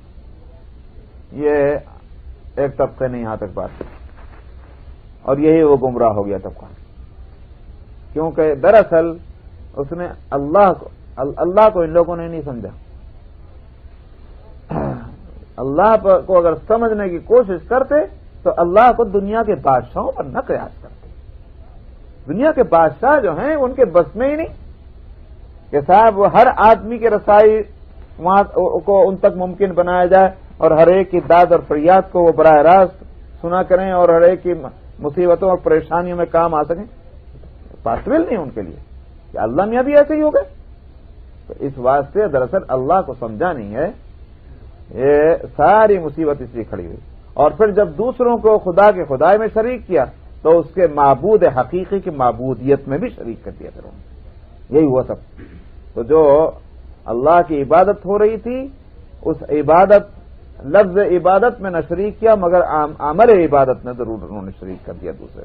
یہ ہے وہ گمراہی۔ تو حاصل یہ ہے کہ نیک عمل جو ہیں ان کو وسیلہ بنانا اللہ تک پہنچنے کا، میں نے کہا کہ یہ بہت اسٹرانگ بات ہے، یہ وہ بات ہے جس میں پوری امت کے علماء کا ہر زمانے میں اتفاق رہا ہے، اور یہی منشا ہے قرآن پاک کی اس آیت کا جو میں نے آپ کے سامنے پڑھی، یا ایھا الذین آمنوا اتقوا اللہ وابتغوا الیہ الوسیلہ۔ دوسری بات کیا ہوئی؟ دوسری بات یہ کہ رشتہ داروں کے ساتھ سلوک کرنا، یہ جس کی وجہ سے اس حدیث کو یہاں لایا گیا، اللہ کے یہاں مقبول عملوں میں ہے، مقبول عملوں میں ہے۔ اور ظاہر ہے کہ اس میں یہی ہوگا کہ بھئی یہ خلط مبحث کرنا وہ غلط ہے، ترتیب جو ہے وہی رہے گی، جس کا جتنا قریبی حق ہے اسی کو پریفر کیا جائے، اور جس کا جتنا حق دور ہوتا جائے اس کو بھی اتنا ہی وہی نمبر دیا جائے، وہی درجہ دیا جائے۔ اس میں گڑبڑ کریں گے تو پھر یوں نہیں سمجھا جائے گا کہ آپ اللہ کی خاطر یہ کام کر رہے ہیں۔ اللہ کی خاطر کر رہے ہوں تو پھر اللہ کی قائم کی ہوئی ترتیب کا لحاظ کرنا ہوگا، ورنہ تو کیا ہو گیا، فرض نماز چھوڑ دو، نفل پڑھتے رہو۔ کیوں صاحب نمازی ہیں وہ؟ ایک آدمی فرض نہیں پڑھتا لیکن نفل پڑھ لیتا، نمازی کہیں گے اس کو؟ یہی حالت ہوئی کہ بھائی جو ترتیب اللہ نے قائم کی رشتہ داروں کی، جن کا حق سب سے پہلے آتا ہے، وہ ناراض ہو رہے ہیں صاحب، ان سے تو ذرا رعایت کرنے کو تیار نہیں، کوئی حسن اخلاق مروت کے وہ مستحق نہیں۔ یہ سارے حسن خلق مروت جو ہے وہ غیروں ہی کے واسطے، سمجھا؟ یہ دوسروں کے واسطے تو ہم بہت سینہ کھول لیتے ہیں، اور جہاں اپنوں کا مسئلہ آتا ہے وہاں جنا گردن کٹ جاتی ہے ہماری، کوئی رعایت کرنے کو تیار نہیں۔ یہ اللہ کے واسطے نہیں ہے معاملہ، یہ تو نفس کا معاملہ ہو گیا۔ آج 264 حدیث نمبر 4720 4720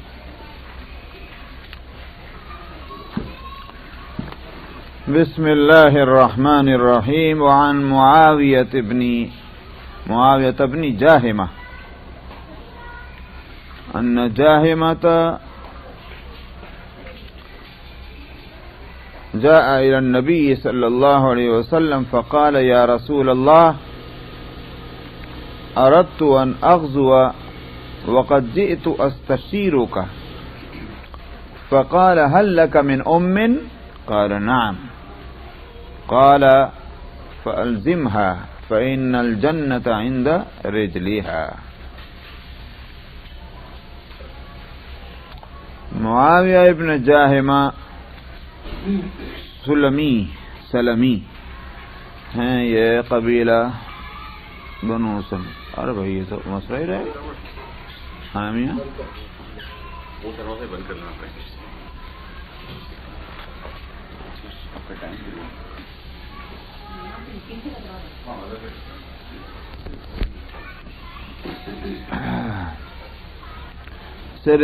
معاویہ ابن جاہمہ سے روایت ہے کہ جاہمہ نبی کریم صلی اللہ علیہ وسلم کے پاس آئے اور انہوں نے کہا یا رسول اللہ میرا ارادہ جہاد میں جانے کا ہے، ان اغزو،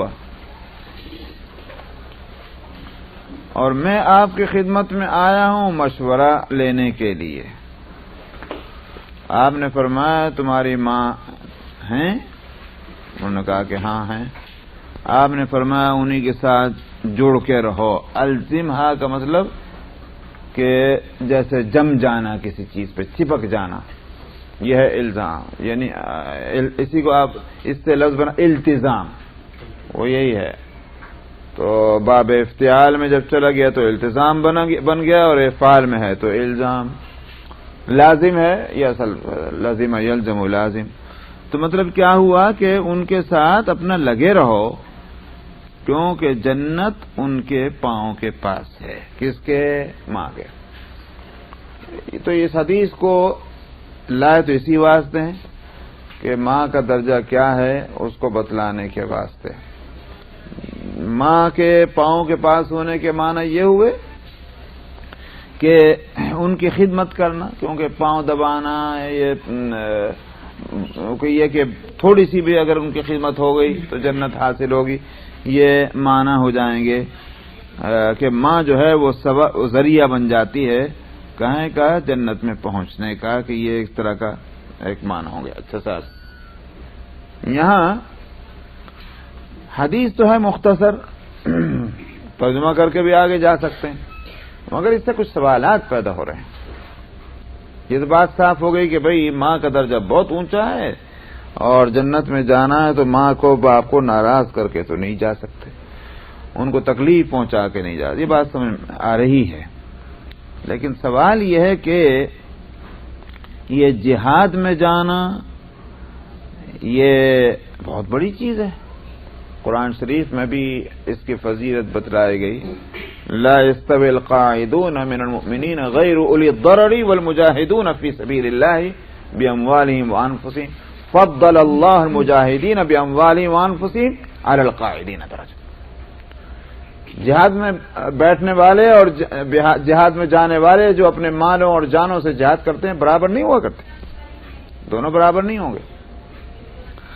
اللہ نے ان کو فضیلت دی ہے کہ جو جہاد کرتے ہیں ان کے اوپر جو گھر میں بیٹھے ہوئے ہیں۔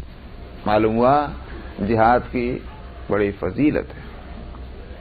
اچھا صاحب، اتنا بھی نہیں بلکہ یہ ہوا کہ کچھ لوگ جو نہیں گئے کوئی بھی وجہ سے، اور انہوں نے اس کو ایزی لیا نہ جانے کو، تو 10ویں سپارے میں فرمایا یا ایھا الذین آمنوا ما لکم اذا قیل لکم انفروا فی سبیل اللہ اثاقلتم من الارض ارضیتم بالحیاۃ الدنیا من الآخرہ۔ کیا ہو گیا تم کو اے ایمان والو، جب تم سے کہا جاتا ہے کہ جہاد کے لیے نکلو تم زمین پہ چپک ہی جاتے ہو بالکل۔ اثاقلتم فی الارض، کیا تم دنیا کی زندگی پہ ایسے راضی ہو گئے؟ تو معلوم ہوا کہ نہ جانا تو ایزی نہیں ہے، آسان نہیں ہے، ڈانٹ پڑی ہے یہ سب چیزیں۔ اس لیے اب دیکھنا یہ ہے کہ بھئی یہاں پھر اس وقت نبی کریم صلی اللہ علیہ وسلم کے حیات طیبہ میں مدینہ منورہ میں جو حالات تھے اس کے لحاظ سے تو کوئی بھی آدمی یہی امید کر سکتا ہے کہ وہ جب کوئی جائے گا جی میں بھی جہاد میں جانا چاہتا ہوں، ہاں ہاں بالکل چلو چلو چلو، یہ ہونی چاہیے تھی بات۔ تو اس کے برعکس جو بات یہاں آئی ہے اس سے میں نے کہا کہ ایک سوالات پیدا ہوتے ہیں، اس کے جواب دو ہیں۔ ایک جواب تو یہ ہے کہ وہ آیا ہے کہ میں مشورہ مانگتا ہوں۔ ہو سکتا ہے کہ آپ کو یہ خیال پیدا ہو کہ اس کی طبیعت میں کمزوری ہے، کمزور تو جا کے دوسرے کو بھی لے ڈوبے گا، سمجھے نہیں آپ؟ کوئی ایک صاحب نے مجھے بتا، مفتی محمود صاحب یہ سناتے تھے غالباً گنگوہی رحمۃ اللہ علیہ کہ صاحب وہ ایک صاحب جو ہیں وہ کسی جس کا قتل شریعت میں بالکل جائز تھا، یعنی اس نے دین کی توہین کی تھی، اور یہ کہ واقعتاً ایک مسلمان کے لیے اس کے سوا اور کیا کوئی بڑی سعادت کی بات نہیں تھی کہ وہ آدمی قتل ہو جائے، تو ایک مفتی صاحب سے وہ ایک صاحب پوچھنے کو آئے، مفتی صاحب میں اگر اس کو قتل کر دوں تو ٹھیک رہے گا کیا؟ تو انہوں نے کہا کہ بالکل نہیں، سمجھ آیا، قتل نہیں. تو وہ چلا گیا، بالکل ٹھیک ہو گیا. وہاں کسی نے پوچھا یہ کیا ہوا؟ میں آیا کہ وہ مشورہ مانگنے آیا تھا، اس کو نہیں پتا مسئلہ کیا ہے، پتا ہے جبھی پوچھنے کو آیا وہ، لیکن وہ میرے کندھے پہ رکھنا چاہتا تھا. اس کے دل میں دگدگا ہے، دگدگا والا آدمی نہیں کام کیا کرتا تھا. وہ اس کو کرنا ہوتا تو وہ کر چکا ہوتا، معلوم ہے اس کو، اگر نہیں معلوم ہوتا تو پوچھنا ہی نہ آتا. سمجھ میں آیا؟ تو یہ دگدگے والی بات. ہو سکتا ہے کہ آپ کو اس کا اندازہ ہوا ہو، یہ بھی امکان ہے. یہ وہ امکان ہے جس کو یہاں علماء لکھتے نہیں ہیں. جس کو لکھتے ہیں وہ میں اب بتا رہا ہوں. وہ یہ کہ آپ کو یہ بات معلوم ہو گئی ہوگی کہ ان کی والدہ ہیں اور والدہ ان کی خدمت کی ضرورت مند ہے، تو اس لیے آپ نے فرما دیا کہ نہیں. اس سے ایک بات معلوم ہوئی کہ دین دراصل ہے ہی حقوق کا نام. آداب اور حقوق جو ہیں اسی کو تو دین کہتے ہیں. اللہ کا حق، بندوں کا حق، اور پھر جانوروں کا حق، یہاں تک کہ پانی اور مٹی اور پہاڑ اور فضائیں، سمندر، ہر ایک کا حق ہمارے اوپر ہے. انہی حقوق کی ادائیگی کو شریعت انہی حقوق کے جو ہیں تفصیلات کو شریعت اسلامیہ کہتے ہیں، اور انہی حقوق کے ادا کرنے کو ہم جو ہے دینداری اور تقوی اور پرہیزگاری اور اسلام ہم کہتے ہیں. یہ ساری بات ہے. تو اب دیکھنا یہ ہے کہ یہاں اگر ماں باپ جو ہیں وہ خدمت کے محتاج ہیں، اور اگر بیٹا نہ ہو تو ان کی خدمت کوئی نہیں کرے گا، ان کی ضرورت دیکھ ریکھ کوئی نہیں کر سکتا، تو پھر کیا کہیں گے؟ پھر جہاد میں تو چلو تم نہیں گئے، کوئی اور بھی چلا جائے گا، مگر تمہاری ماں کی خدمت کون کرے گا؟ تو یہ معلوم ہوا کہ یہ جو ترتیب ہے حقوق میں، جو لوگ اس ترتیب کو گڑبڑ کر جاتے ہیں، حقیقت تو یہ ہے کہ وہ یا تو ان کا علم صحیح نہیں، یا پھر وہ ایموشنل ہے کسی ایک چیز کے اوپر. اسلام نے جو ترتیب قائم کی ہے اس پر رہنا چاہیے. کیا چیزیں فرض ہیں، کیا چیزیں واجب ہیں، کیا چیزیں سنت ہیں، کیا چیزیں جو ہیں وہ مستحبات یا اس سے بھی آگے مباحات میں. مباح کو جب آپ واجب کا درجہ اور سنت کو جب آپ فرض کا درجہ دے دیں گے تو گڑبڑ ہو گئی. اب کیا ہمیں کیا گڑبڑ ہو گئی؟ دین تو ہے نا. وہ بہت سے لوگ آرگومنٹ کرتے ہیں کیا نقصان ہے؟ دین تو ہے نا. دین ہے مگر اس ترتیب کے ساتھ نہیں جس ترتیب کے ساتھ تم کر رہے ہو. دین اس طرح نہیں. اب لوگ جو ہیں رات ہی تو ہم ایک واقعہ سنا رہا تھا میں، یہ جو دوجا تیجا 40واں کرتے ہیں، بھائی کیا نقصان ہے صاحب؟ ارے بھائی کچھ کری تو رہے نا، کچھ پڑھی تو رہے نا. ہاں بھائی پڑھنا ہے، بالکل صحیح. ارے صاحب کو اگر کھانا پکا کے کھلا بھی جائے تو کیا حال ہے جناب صاحب؟ اس طرح اگر آپ اینالائز کریں گے تو دنیا میں پھر حرام اور ناجائز میرے خیال سے تو کوئی بھی چیز ملنے والی ہے نہیں. اگر سمجھا اس طرح اگر کریں تو کیوں صاحب یہ انہوں نے کہا ٹھیک، انہوں نے کہا یہ تو ٹھیک، انہوں نے کہا یہ ٹھیک، تو پھر ٹھیک. یہ تو ایسی بات ہو گئی. تو پھر اس کے مقابلے میں میری بھی آرگومنٹ سن لیجئے. میری آرگومنٹ اس کے مقابلے میں یہ ہے کہ صاحب میں نے پہلے بھی کہا تھا، بعض لوگ جو کہتے ہیں ارے صاحب یہی کیا ضروری ہے کہ دین میں؟ میں کہا بھائی اچھا یہی کیا ضروری؟ جہاں اپنی خواہشات ٹکراتی ہوں تو پھر لوگ اس طرح بات کرتے ہیں. تو ان کا جواب دے کیوں بھائی یہ ہم پوچھیں درخت کس کو کہتے ہیں؟ انہوں نے کہا صاحب درخت جو ہے زمین کے اندر اس کی جڑیں ہوتی ہیں، اس کے اوپر ایک تنا ہوتا ہے، سمجھ میں آیا، ٹرنک، اور اس کی پھر اس کی جو برانچز ہوتی ہیں اس کے اندر پتے لگے ہوئے ہوتے ہیں. صاحب یہ ہوتا ہے، یہ اس کو کہتے ہیں درخت. اور اگر پھول ہوتا ہے تو پھول بھی آتے ہیں، اس پہ پھل ہوتا ہے تو پھل بھی آتے ہیں. اچھا تو اگر جس درخت پہ پھول آتے ہیں اس پہ پھول نہ ہو تو پھر درخت نہیں ہے؟ نہیں درخت تو ہے. پھر اچھا اگر پتے نہ ہوں تو کیا درخت نہیں؟ ہاں درخت ہے. اگر اس کی شاخ کوئی کاٹ دیں تو کیا درخت نہیں ہے؟ ہاں درخت تو ہے. اچھا بھیا تو اگر ساری شاخیں کٹ گئی تو درخت ہے؟ ہاں درخت ہے. اچھی بات. پھر اب کیا ہوا، کسی آدمی نے کسی پڑوسی کے درخت کی ساری شاخیں کاٹ دی. انہوں نے کہا درخت تو ہے، تو میرے پر کوئی کیس نہیں کر سکتا، میرے سے لڑائی نہیں لڑ سکتا، میں نے ساری شاخیں اگرچہ کاٹ دی مگر درخت موجود ہے. کیا یہ صحیح ہوگا؟ بتائیں صحیح ہے؟ درخت تو کہہ رہے ہیں اس کو، مگر یہ کہنے کا وہ درخت ہے، کام کا درخت نہ رہا. وہی حالت تو آج ہمارے اسلام کی ہے کہ صاحب ہم نے ہر چیز کو کاٹ کاٹ کے ڈال دیا. کہنے کہ اسلام تو ہے. ہاں اسلام ہے، سمجھ میں آیا؟ ہم اس کو مسلمان کہتے رہیں گے مگر اس کا اسلام کتنے کام کا میاں. سمجھ میں آیا؟ نہ کھانے کو پھل ملتے ہیں، نہ سونگنے کو پھول ملتے ہیں، نہ اس کا کوئی سایہ ہے کہ جس کے نیچے لے کر آرام سے. کس کام کا پھر یہ؟ اسی طرح سے میں کہہ رہا ہوں کہ وہ دوجا اور 40واں جو ہے اس کے بارے میں بہت ضروری لوگ کہتے ہیں، کیونکہ کرنا ہے، کھانے کو ملتا ہے نا، رسم بھی چلی آ رہی ہے. سمجھ میں آیا؟ تو اگر نہیں کریں گے تو پڑوسی اڑوسی جو ہیں وہ کہیں گے کیا میاں تم سے جو ہے یہ بھی نہ کیا. اچھا پڑوسیوں کو اس کی مغفرت کی فکر نہیں ہے، دوستوں کو رشتہ داروں کو مرنے والے کی مغفرت کی کوئی فکر نہیں.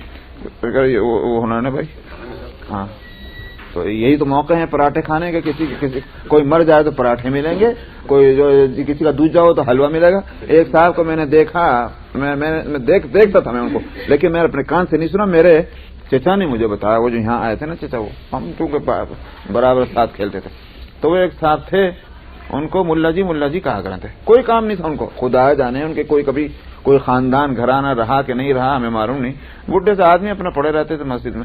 اب ان کا ایسے لوگوں کا کام کیا ہوتا تھا کہ جناب اور کوئی ملے کہ نہ ملے مگر یہ لوگ تو اویلیبل ہوتے تھے. جہاں کہیں دوجا تیجا ہوا چلے. تو وہ کہنے لگے کہ صاحب وہ دعا جب مانگتے ہیں بعد میں وہ چاروں قل پڑھ کے تو دعا مانگے، کہنے لگے اللہ میاں کل کبھی انتظام کر دیجیے ایسا آج کا کرتے تو نے. تو ٹھیک تو ہے، سمجھ میں آج تو نے کھلا دیا حلوہ، چائے پلوا دی، مٹھائی سب ہو گئی، اب آج کا تو ہو گیا، کل کو بھی تو ہونا نہیں، کل کا بھی ایسے ہی کرتے. تو یہ سب تو حضرت تھانوی رحمۃ اللہ اب آرگومنٹ کرتے ہیں، میں اس کے لیے بات بتا رہا ہوں. حضرت تھانوی رحمۃ اللہ علیہ نے کتنی پیاری بات کہی ہے. نہ اس کے واسطے قرآن سے دلیل لائے، نہ حدیث سے دلیل لائے، کچھ نہیں، بہت آسانی سے مسئلے کو سمجھایا. کہنے کہ دیکھو دین تو وہ ہے کہ جس کو جو لوگ دین چاہتے ہیں اس کو کبھی نہ چھوڑیں، اور جو کبھی چھوٹ جائے کبھی ہو جائے اس کو دین کیسے کہیں گے. اس پر انہوں نے کہا کہ ایک جگہ کہیں بیماری پھیل گئی ایک زمانے میں جس کو جیسے طاعون پلیگ ہوتا ہے، تو بستی بھر میں پورے علاقے میں پھیل گیا، تو خوب لوگ مرنے لگے. کوئی گھر اور کوئی دن ایسا نہیں کہ جس میں کہیں میت نہ ہو رہی ہو. تو صاحب نتیجہ اس کا یہ ہوا کہ روز ہی قبرستان میں دفن کا سلسلہ، نماز جنازہ، یہ وہ سب ہو رہے تھے. اس پر یہ ہوا کہ صاحب اتنی اموات ہوئیں کہ اب کوئی ان کو دیکھنے والا، ان کے دوجا تیجا 40واں کرنے والا کوئی نہ رہا.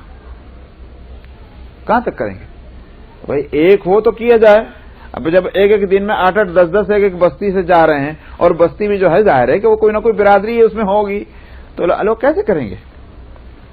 تو نہیں ہوا. اس پر تھانوی رحمۃ اللہ علیہ اس وقت بات سمجھ میں آئی، اگر یہ ضروری ہوتا تو پھر لوگ اس کو نہ چھوڑتے.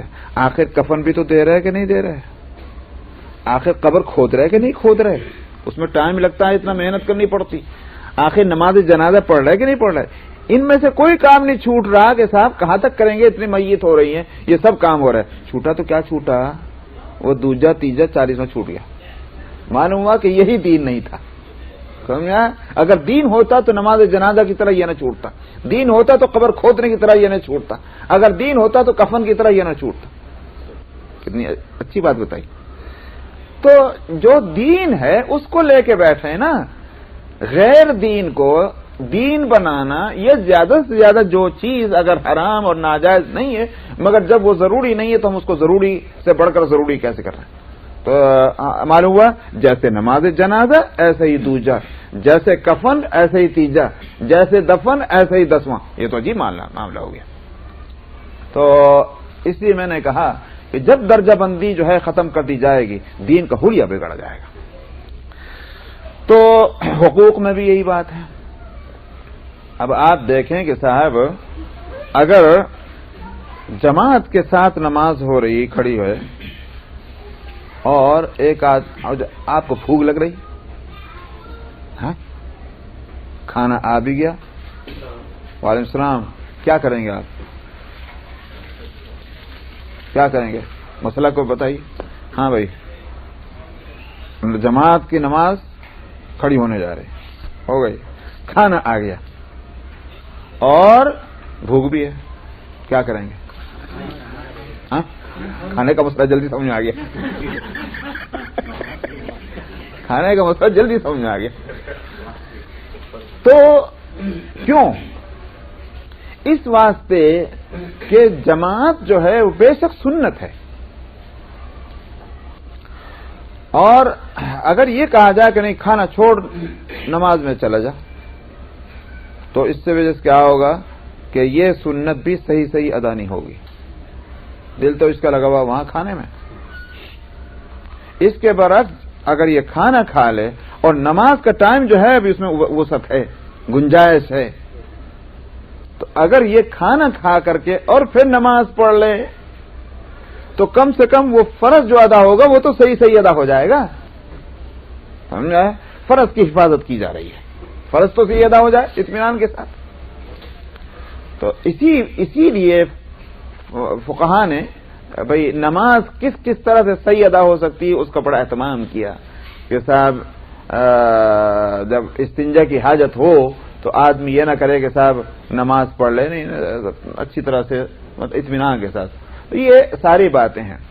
اس میں لمبی چوڑی تقریر ہو جاتی ہے، اس لیے میں نے عرض کیا کہ نبی کریم صلی اللہ علیہ وسلم کو چونکہ یہ بات معلوم ہوئی تو آپ نے اس لیے فرما دیا کہ تم ماں کی خدمت کرو، اور یہ اسی میں تمہارے لیے خیر ہے. کیونکہ جہاد میں بعد میں تم جا سکتے ہو، کوئی اور بھی جا سکتے ہیں، لیکن ماں کی خدمت جو اسی وقت ضروری ہے وہ. اچھا اس میں ایک اور بات بھی ہے، اس میں یہ مسئلہ بھی ہے کہ دو کام اگر یکساں ضروری بھی ہوں مگر ایک کا ٹائم یہی ہے اور ایک کا ٹائم یہ نہیں ہے متعین طور پر، اس کو کہیں گے موقت اور غیر موقت. اس کام کا ٹائم یہی ہے، اس کا ٹائم متعین طور پر یہ نہیں ہے، مگر ہیں دونوں ضروری. تو جب اس ٹائم آ جائے گا اس کی رعایت کریں گے، اس کی نہیں کریں گے. مثال قرآن شریف پڑھنا، تلاوت کرنا بڑے ثواب کی بات ہے، لیکن اگر قرآن شریف پڑھ رہے ہیں آپ، حالانکہ قرآن شریف کا روکنا تلاوت کا خود سے وہ کوئی اچھی بات نہیں. اسی لیے میں آپ کو مسئلہ بتلا دوں کہ جب اگر کوئی شخص قرآن شریف پڑھتے پڑھتے رک کر کے کسی کا اگر سلام کا جواب بھی دے دے، جبکہ سلام کا جواب دینا واجب ہے، سلام کا جواب دینا واجب ہے، اور قرآن شریف جو ہے یہ پڑھنا واجب نہیں تھا، تلاوت کرنا واجب نہیں تھا، مگر اگر قرآن شریف پڑھتے وقت اس شخص نے جو ہے اس کا سلام کا جواب دے دیا تو پھر اگر پڑھے گا تو اعوذ باللہ من الشیطان الرجیم پڑھے گا، ڈسکنٹینیو ہو گئی تلاوت. اور یہ سلام کا جواب دینا اور کے لیے واجب تھا، اس کے ذمہ واجب نہیں تھا. معلوم ہوا تلاوت قرآن بہت عام ہے، لیکن یہی فقہاء یہ بات کہتے ہیں کہ اگر اس وقت مسجد کی اذان شروع ہو گئی تو کیا ہونا چاہیے پھر؟ اب رک جاؤ، کیونکہ یہ اذان کا وقت ہے، تلاوت کا وقت متعین یہ نہیں ہے، لیکن اذان کا وقت معین یہ ہے. اور شریعت نے دونوں کے جب ہمارے اوپر حق رکھے ہیں تو وقت معین جس کا ہے ہم اس کی رعایت کریں گے، جس کا وقت معین یہ نہیں ہے ہم اس کی رعایت اس وقت نہیں کریں گے. یہی تو میں کہتا ہوں فقہ اس کو کہتے ہیں. تو اوقات کی رعایت کرنی ہوگی. اسی طرح سے آداب ہیں، حقوق ہیں، ان میں کس کا حق زیادہ ہے، کس کا کم ہے، ان سب چیزوں کی رعایت رکھنا، اس کا نام دین ہے. اور جو اس میں گڑبڑ کرے تو وہ چاہے بڑے خوبصورت انداز میں کیوں نہ بات کو کر رہا ہو، لیکن وہ اصل میں دین کے مزاج کو سمجھا نہیں یا دین کو بگاڑ رہا ہے. تو یہاں نبی کریم صلی اللہ علیہ وسلم نے یہ بات کی کہ آپ نے فرمایا کہ اپنی ماں کا تم خیال کرو. بس کیا کتنا ہو گیا جی؟ اوکے چلیے. وعن ابن عباس قال قال رسول الله صلى الله عليه وسلم من أصبح مطيعا لله في والديه أصبح له بابان مفتوحان من الجنة وإن كان واحدا فواحدا ومن أصبح عاصيا لله في والديه أصبح له بابان مفتوحان من النار إن كان واحدا فواحدا. قال رجل وإن ظلماه قال وإن ظلماه وإن ظلماه وإن ظلماه. اس زمانے میں کہاں سے سننے آئے گی بات؟ امریکہ میں آ کے تو ہمارا بالکل ہی ستیہ ناش ہو، کہاں سمجھ آئے گی یہ حدیث؟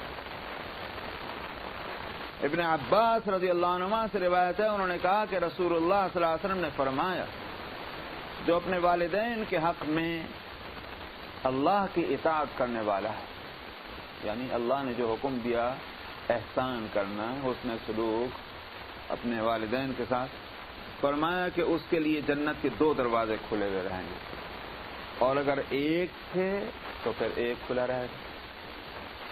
اور فرمایا کہ جس نے اپنے والدین کے حق میں اللہ کی نافرمانی کی اس کے لیے 2 دروازے جو ہیں جہنم کے کھلے رہیں گے. اگر ایک کا مسئلہ تھا تو ایک دروازہ کھلا رہے گا. تو اس شخص نے عرض کیا کہ اگرچہ یا رسول اللہ اگرچہ والدین نے ظلم کیا ہو اس پر، زیادتی ان کی طرف سے ہے. فرمایا اگرچہ انہوں نے ظلم کیا ہو، اگرچہ انہوں نے ظلم کیا ہو، اگرچہ انہوں نے ظلم اگرچہ انہوں نے ظلم کیا ہو، اگرچہ انہوں نے ظلم کیا ہو، اگرچہ انہوں نے ظلم کیا ہو. ہاں، کیونکہ اصل مسئلہ وہی ہے کہ اولاد جو ہے وہ اس کو یہ سمجھنا چاہیے میں تو ان سے ہوں، یہ مجھ سے نہیں ہے، یہ میرا جز نہیں، میں ان کا جز ہوں، یہ میرا کل ہے. کلی کا تو جز ہوتا ہے. تو پھر اس صورت میں جز جو ہے وہ حاکم ہوگا، یہ کل حاکم ہوگا جس کے اوپر. اقتدار جو ہے وہ کل کا ہوگا جس کے اوپر، یہ جز کا ہوگا کل کے اوپر.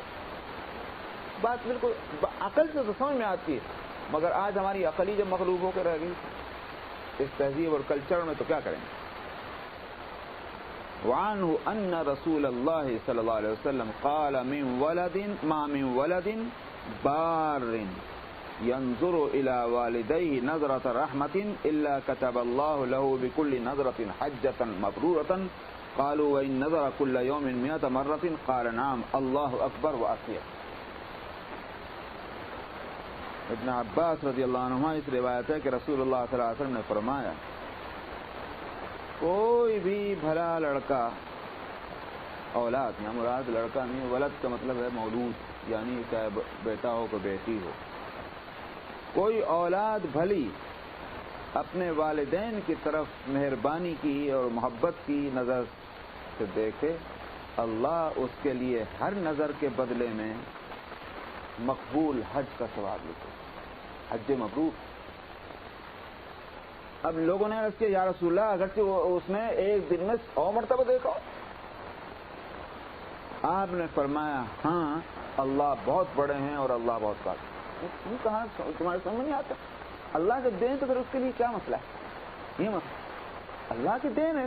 تم کہاں کو گننے بیٹھ گئے کہ 100 مرتبہ ہے تو کس طرح سے اس طرح ثواب ملے گا؟ جب ایک عمل ہے جس سے یہ اجر ہے تو 100 نہیں 1000 مرتبہ بھی ہوگا تو اللہ دیں گے. اللہ کے خزانے میں تو کوئی کمی نہیں ہے. کتنا بڑا ایک درجہ ہے کہ صاحب کہ محبت اور رحمت اور تعلق سے جس سے کہ ان کا دل خوش ہو اس نظر سے دیکھنا. جب نظر کا اتنا بڑا اجر ہے تو ظاہر ہے کہ پھر اور ان کی خدمت کو کیا کچھ نہ ہوگا. وعن ابی بکرہ قال قال رسول اللہ صلی اللہ علیہ وسلم كل الذنوب يغفر الله منه ما شاء الا عقوق الوالدين فإنه يعجل لصاحبه في الحياة قبل الممات. ابو بکر رضی اللہ عنہ سے روایت ہے، انہوں نے کہا کہ رسول اللہ صلی اللہ علیہ وسلم نے فرمایا اللہ تمام گناہوں کو ان میں سے جس کو چاہیں معاف کرتے ہیں، یعنی جو حقوق اللہ سے ہیں، عبادت ہے، نماز میں کمی ہو گئی، روزوں میں کمی ہو گئی، حج میں کمی ہو گئی، وغیرہ وغیرہ، تو اللہ جس کو چاہے معاف کر دیں سوائے والدین کی نافرمانی، وہ نہیں معاف کرتے اللہ۔ اور اتنا ہی نہیں کہ معاف نہیں کرتے، بلکہ مرنے سے پہلے دنیا کی زندگی میں اس کا وبال اس آدمی پر آتا ہے، دنیا میں بھگت لے گا، کیونکہ یہ جو ہے اس میں دیر نہیں ہے۔ اور چیزوں کا تو جو بھی سزا جزا وہاں ملے گی، وہاں تو ملے گی، لیکن یہ ان کاموں میں ہے جس کی سزا، جس کی وبال، جس کی آفت، جس کی مصیبت دنیا میں آ کے رہتی ہے۔ تو اس لیے اللہ کو کسی طرح پسند نہیں ہے یہ بات۔ وعن سعید بن العاص قال قال رسول اللہ صلی اللہ علیہ وسلم حق کبیر الاخوة على صغیرهم حق الوالد على ولده۔ سعید ابن العاص رضی اللہ عنہ سے روایت ہے، انہوں نے کہا کہ رسول اللہ صلی اللہ علیہ وسلم نے فرمایا بڑے بھائیوں کا چھوٹے بھائیوں پر وہ حق ہے جو باپ کا اولاد سے ہوتا ہے۔ اس لیے اپنے بڑے بھائیوں کا بھی ادب اور احترام اور ان کے ساتھ محبت کا معاملہ ہونا چاہیے، اس لیے کہ باپ کے بعد انہیں کا درجہ ہے۔ تو یہ ہوئی کیا نام باب البر والصلہ میں۔ اب اس کے بعد دوسرا باب اس کے مقابلے میں باب الشفقۃ والرحمۃ علی الخلق آئے گا، کیونکہ چھوٹے بڑوں کا ادب احترام کریں گے تو بڑوں کو بھی تو کچھ ذمہ داری آتی ہے۔ چلیے 266 باب الشفقۃ والرحمۃ علی الخلق۔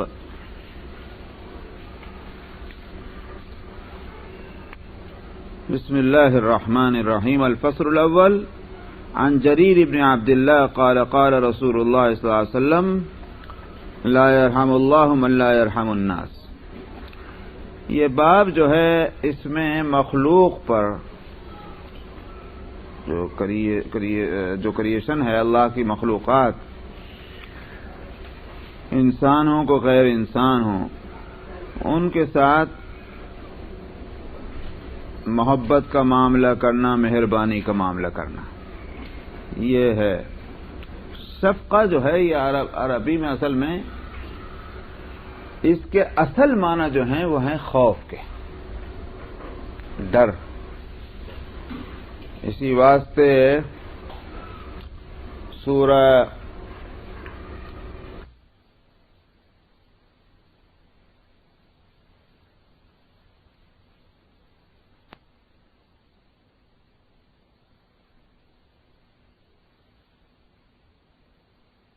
خوف کے، ڈر، اسی واسطے سورہ الطور میں آیا ہے قالوا انا كنا قبل فی اہلنا مشفقین۔ جنت والوں نے یہ کہا کہ ہم اپنے گھر والوں میں پہلے ہی ڈر کر رہتے تھے۔ ڈر کر رہنے کا مطلب کیا ہوا؟ احتیاط کے ساتھ۔ اصل میں یہ ڈرنا جو ہے وہ یہ معنی ہے کہ جس کے ساتھ ہمیں مہربانی کرنی ہے اس کے تعلق سے یہ ڈر لگا رہے کہ اس کو کوئی بات تکلیف دے نہ ملے، یہ جو خیال ہے اس کی وجہ سے اس کو شفقت کہتے ہیں۔ معنی مہربانی کا ہو گئے، تو مہربانی جب تک ہو نہیں سکتی جب تک برائی سے بچانے کی فکر نہ ہو۔ تو اصل معنی خوف کے تھے، مگر یہ مہربانی کے معنی میں یہ لفظ استعمال ہوا۔ وہاں بھی وہی صورت ہے، ومن اللہ کا انا كنا قبل فی اہلنا مشفقین، ہم پہلے ہی اپنے گھر والوں میں ڈر کر رہتے تھے۔ کیا مطلب؟ اس بات کا ڈر تھا کہ ہم اپنے گھر والوں کو ایسے راستے پر نہ ڈالیں کہ جو ان کے لیے تکلیف دہ ہو جائے آخرت کے لحاظ سے۔ یہ ہے وہ اشفاق۔ تو مطلب یہ ہوا کہ مہربانی اور خیر خواہی اور ان کو تکلیف سے بچانا، تکلیف نہ پہنچانا، رحمت مہربانی یہ ہے۔ تو جریر ابن عبداللہ رضی اللہ عنہ سے روایت ہے، انہوں نے کہا کہ رسول اللہ صلی اللہ علیہ وسلم نے فرمایا اللہ اس پر رحم نہیں فرماتے جو لوگوں پر رحم نہیں کرتا، لا یرحم اللہ من لا یرحم الناس۔ تو جس کو یوں کہیے کہ ایک اور جگہ فرمایا کہ ارحموا من فی الارض یرحمکم من فی السماء، تم جو زمین والے ہیں ان پر تم مہربانی کرو، جو آسمان والا ہے وہ تم پہ مہربانی کرے گا۔ تو دنیا میں چونکہ نظام اس میں جزا اور سزا کا ہے، بدلے کا ہے، جس کو یوں کہیے کہ جیسا کرو گے ویسا بھرو گے۔ تو اگر تم دوسروں کے واسطے اچھے ہو تو اچھائی تمہارے واسطے بھی رہے گی، دوسروں کے واسطے برے ہو گئے خود تمہارے واسطے برائی آئے گی، یہ ہے۔ تو لا یرحم اللہ من لا یرحم الناس۔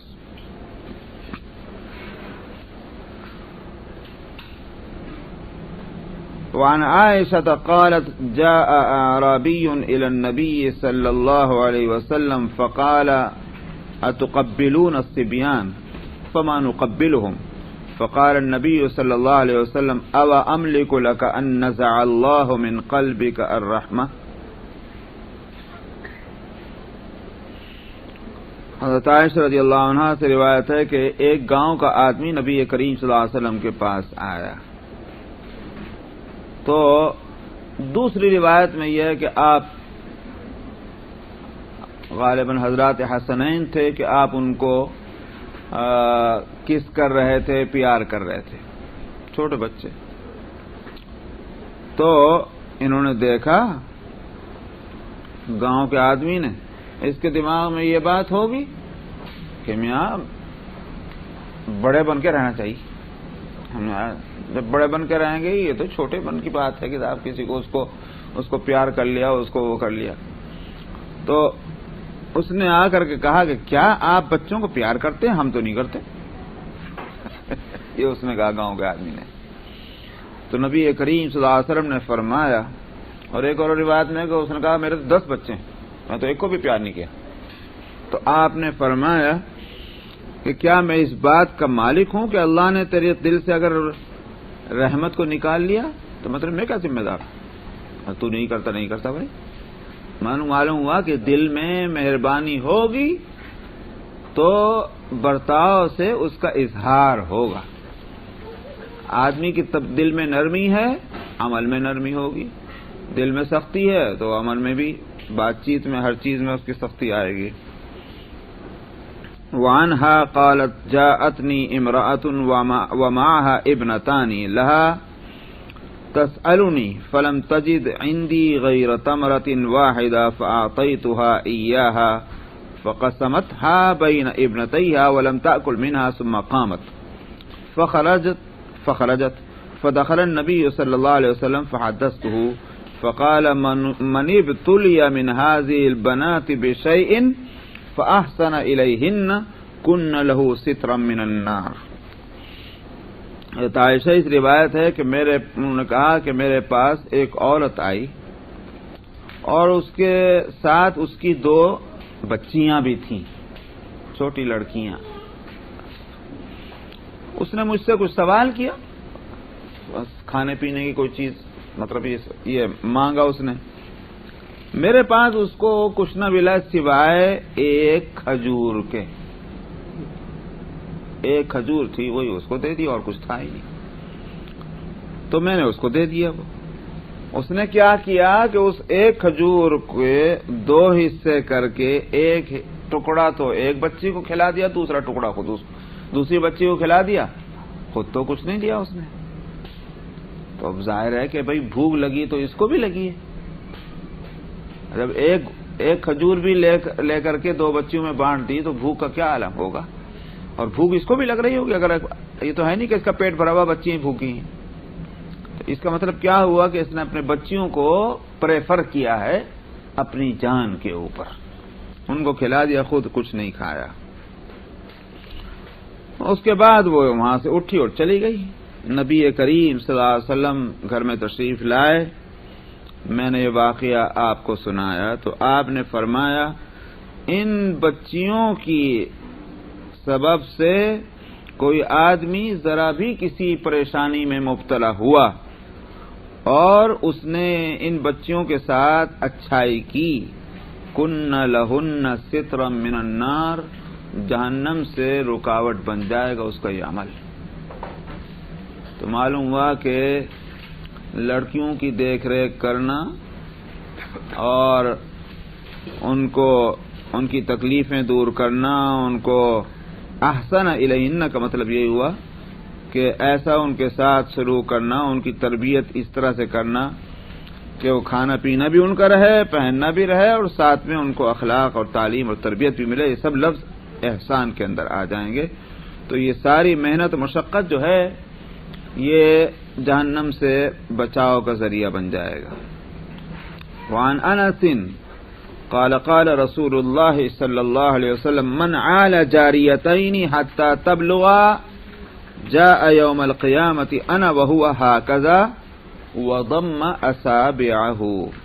حضرت انس رضی اللہ عنہ سے روایت ہے، انہوں نے کہا کہ رسول اللہ صلی اللہ علیہ وسلم نے فرمایا جس نے دو لڑکیوں کی پرورش کی، عالہ کا مطلب کیا ہوا کہ عیال سے ہے، اسی سے عیال بنا، یعنی جن کے کھانے پینے کی، رہنے سہنے کی، پہننے کی، پڑھنے لکھنے کی جن کی ذمہ داری جن پر ہوتی ہے، تو یہ ذمہ داری ادا کرنا اس کو اعلیٰ اس سے آیا ہے. تو جس نے دو بیٹیوں کو پالا یہاں تک کہ وہ بالغ ہو گئیں، قیامت میں اور وہ اس طرح سے ہوں گے. ضم اصابعہ، یہ ہوا، انگلیوں کو اس طرح ملا دیا. تو مطلب وہ بیٹیوں کی پرورش، کیونکہ بیٹے تو کہ آدمی پالتا ہے، انہوں نے کہا بھائی میرے ہی کام آئے گا، اچھا ہوگا تو میرا اچھا ہوگا، برا ہوگا تو میرے ہی برا ہوگا. بیٹیوں کو آدمی پالتا ہے، اس میں تو یہ سوچتا ہے کہ بھائی دوسرے کا جانا ہے ان کو، تو ٹھیک ہے چلتا اپنا کام لو اور چلتا کرو. اور پھر یہ کہ ان کو آدمی مصیبت سمجھنے لگتا ہے. اسی بات سے یہ بات ہوئی کہ ان کی تعلیم اور تربیت،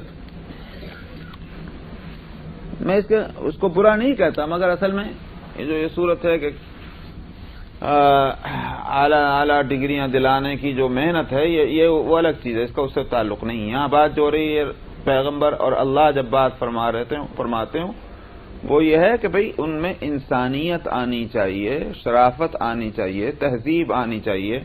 ہاں مطلب یہ کہ لکھے پڑھے بھی ہوں، لیکن اس کا یہ معنی نہیں ہے کہ صاحب ان کو جو ہے اتنی محنت کی جائے. اب جناب والا بعض لوگ جو ہیں اپنے پیٹ پہ پٹیاں پتھر باندھ کے، لنگوٹیاں باندھ کے، قرض ادھار کر کے، اور کہاں سے کیسی مشقتیں کر کے صاحب ان کو ڈگریاں مل جائیں تاکہ وہ معاشرے میں، سوسائٹی میں، خاندان میں ہمارا نام ہو.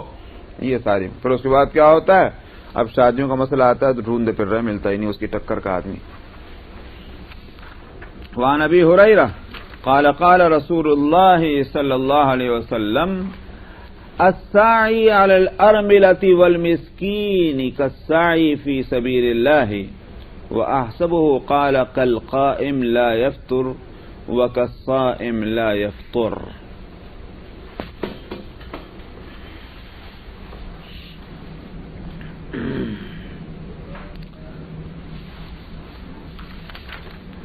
حضرت ابو ہریرہ رضی اللہ عنہ سے روایت ہے کہ انہوں نے کہا کہ رسول اللہ صلی اللہ علیہ وسلم نے فرمایا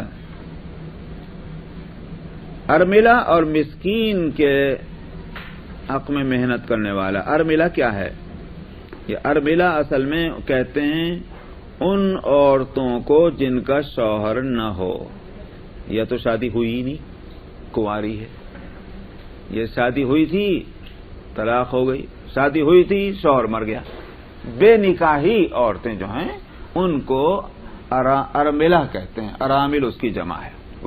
تو یہ جس نے کوشش کی ارملہ کے لیے اور مسکین کے لیے، یعنی کیا مطلب ان کی زندگی بنانے کی کوشش کرنا. بے نکاحی ہیں ان کے لیے کوشش کر کے ان کی اچھی جگہ شادیاں کرا دینا. مسکین ہے اس بیچارے کی محنت اور اس کی مدد کر کے اس کو اپنے پیروں پر کھڑا کر دینا.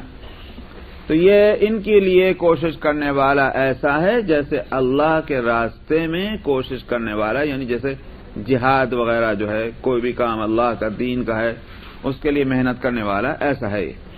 اور یہ راوی کہتے ہیں حضرت ابو ہریرہ کہ مجھے خیال یہ ہے کہ آپ نے یہ بھی فرمایا کہ ایسے جیسے راتوں کو قیام کرنے والا بیچ میں رکے نہیں، یہ لا یفطر، اور روزہ رکھنے والا بیچ میں افطار نہ کرے۔ تو جیسے روزہ کنٹینیو رکھتا چلا جا رہا ہے، یہ جیسے جو ثواب اس کا ہوگا، جتنی بڑی نیکی ہوگی ایسے ہی یہ نیکی اس کی ہے، کیونکہ اس کے کام میں بھی تو کنٹینیویشن ہے، یہ تو ہے نہیں کہ ایک دفعہ کر لیا، کیونکہ جب اس نے ایک ایسی صورت کر دی کہ یہ اپنے پیروں کھڑا ہو گیا، اس کی بہتری کے اندر کنٹینیویشن ہو گیا، تو اس کو ثواب ملے گا جیسے صائم الدہر اور قائم اللیل کا ہوتا ہے۔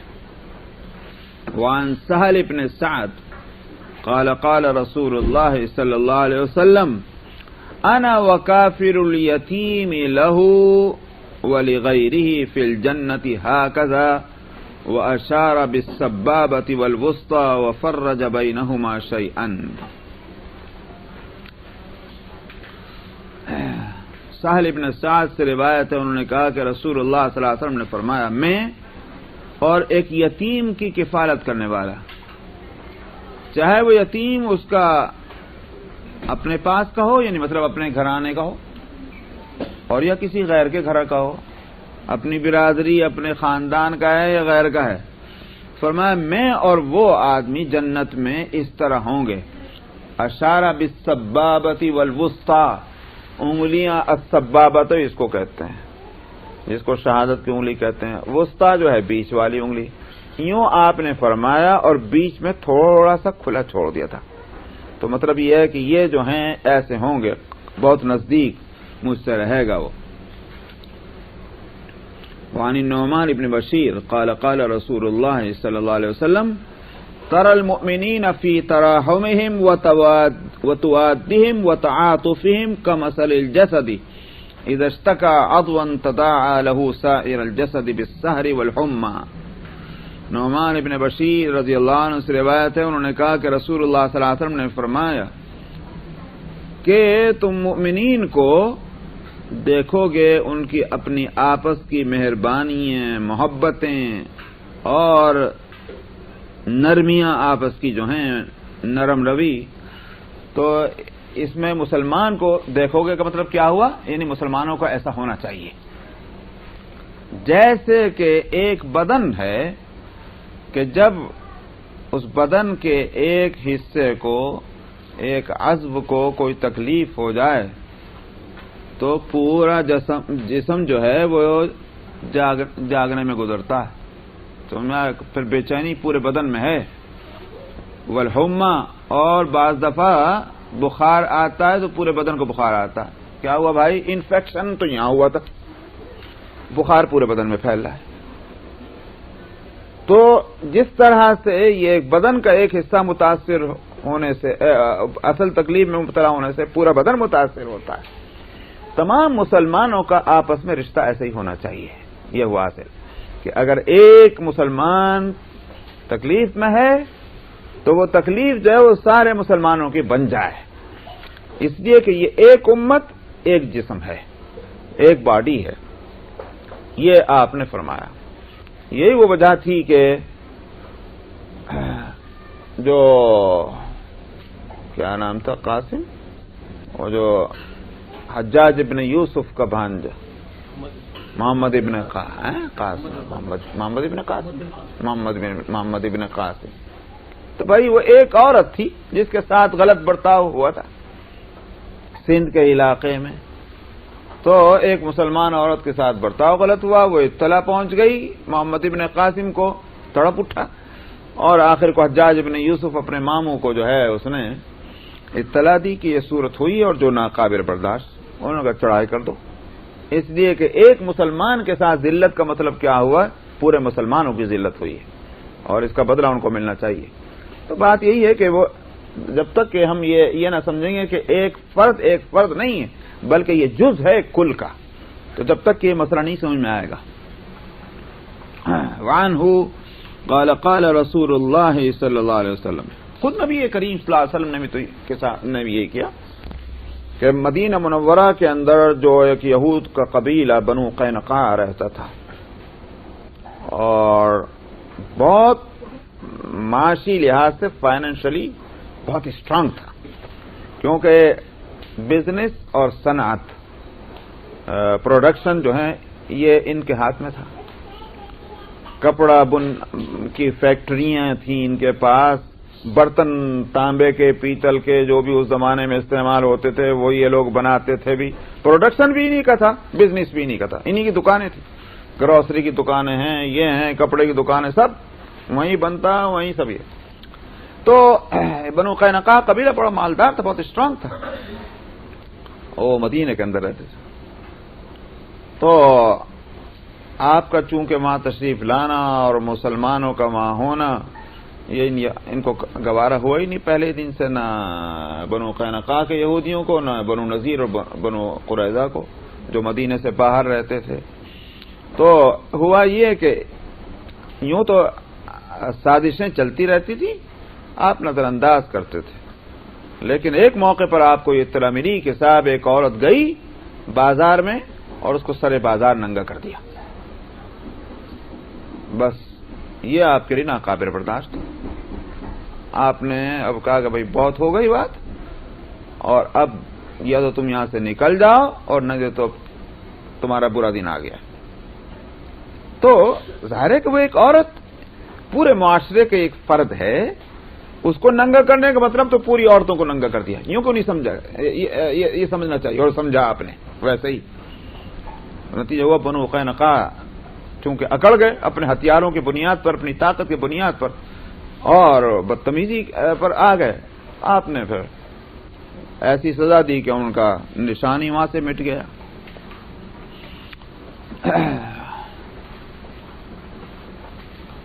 دوسری روایت میں وعنہ قال قال رسول اللہ صلی اللہ علیہ وسلم المؤمنون کرجل واحد ان اشتکا عینہ اشتکا کلہ وان اشتکا رأسہ اشتکا کلہ۔ نعمان ابن بشیری سے روایت ہے، انہوں نے کہا کہ رسول اللہ صلی اللہ علیہ وسلم نے فرمایا تمام مسلمان، المؤمنون الف لام کی وجہ سے ترجمہ یہی ہوگا، تمام مسلمان ایسے ہیں جیسے ایک فرد، ایک آدمی کا جسم کہ اگر اس کی آنکھ کو تکلیف ہو تو پورا بدن تکلیف میں ہوتا ہے، اور اگر اس کے سر میں تکلیف ہو تو پورے بدن میں تکلیف میں مبتلا ہوتا ہے۔ وعن ابی موسیٰ عن النبی صلی اللہ علیہ وسلم قال المؤمن للمؤمن كالبنيان يشد بعضه بعضا ثم شبك بين اصابعه۔ ابو موسیٰ اشعری سے روایت ہے اور نبی کریم صلی اللہ علیہ وسلم سے نقل کرتے ہیں کہ آپ نے فرمایا ایک مومن دوسرے مومن کے لیے ایسا ہے جیسے عمارت ہوتی ہے، کنسٹرکشن، تو ان میں سے ایک اینٹ یا ایک پتھر دوسرے پتھر کو کیا کرتا ہے، سنبھالتا ہے، یا یشد بندھنے کے معنی میں، یعنی بندش جو آتی ہے اس کنسٹرکشن کے اندر وہ آتی کس طرح سے، تو آپ نے اس کے بعد فرمایا ثم شبک بین اصابع، یہ ہے تشبیک بین الاصابع۔ تو جیسے آپ کنسٹرکشن کیسے کرتے ہیں، یہ ایک پتھر رکھا اس کے اوپر یوں ایک پتھر رکھا، دوسرا پتھر نہیں آیا تو ایک نے دوسرے کو سپورٹ دے دی۔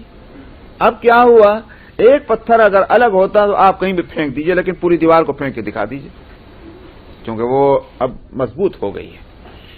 اسی طرح سے مومن جو ہے، اہل ایمان ایک دوسرے کے لیے سپورٹر ہونے چاہیے، ایک دوسرے کے لیے طاقت پہنچانے کا ذریعہ ہونا چاہیے، نہیں یہ کہ کمزور کریں ایک مومن دوسرے مومن کو۔ وعنہ عن النبی صلی اللہ علیہ وسلم انه كان اذ اتاه السائل او صاحب الحاجة قال اشفعوا فلتوجروا ويقضي الله على لسان رسوله ما شاء۔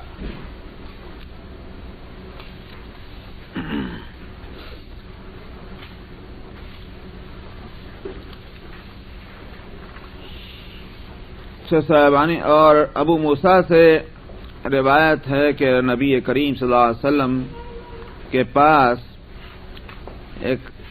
جب کوئی سائل سوال کرنے والا یا ضرورت مند آتا تو آپ فرماتے سفارش کرو اجر ملے گا.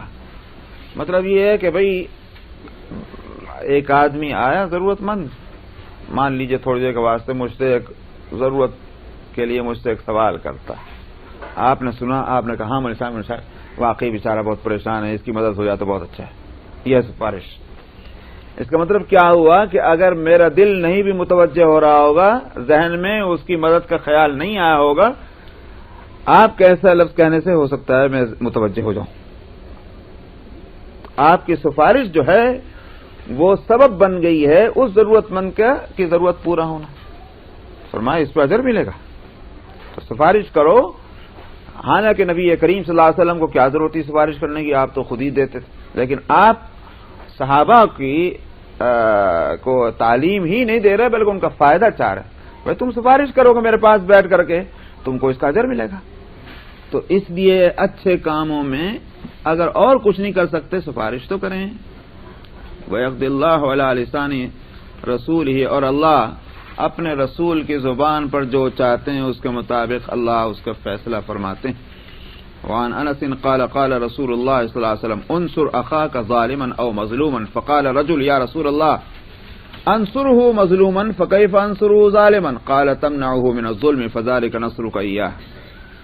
انس رضی اللہ عنہ سے روایت ہے، انہوں نے کہا کہ رسول اللہ صلی اللہ علیہ وسلم نے فرمایا اپنے بھائی کی مدد کرو، ظالم ہو یا مظلوم ہو، ظالم ہو یا مظلوم ہو مدد کرو.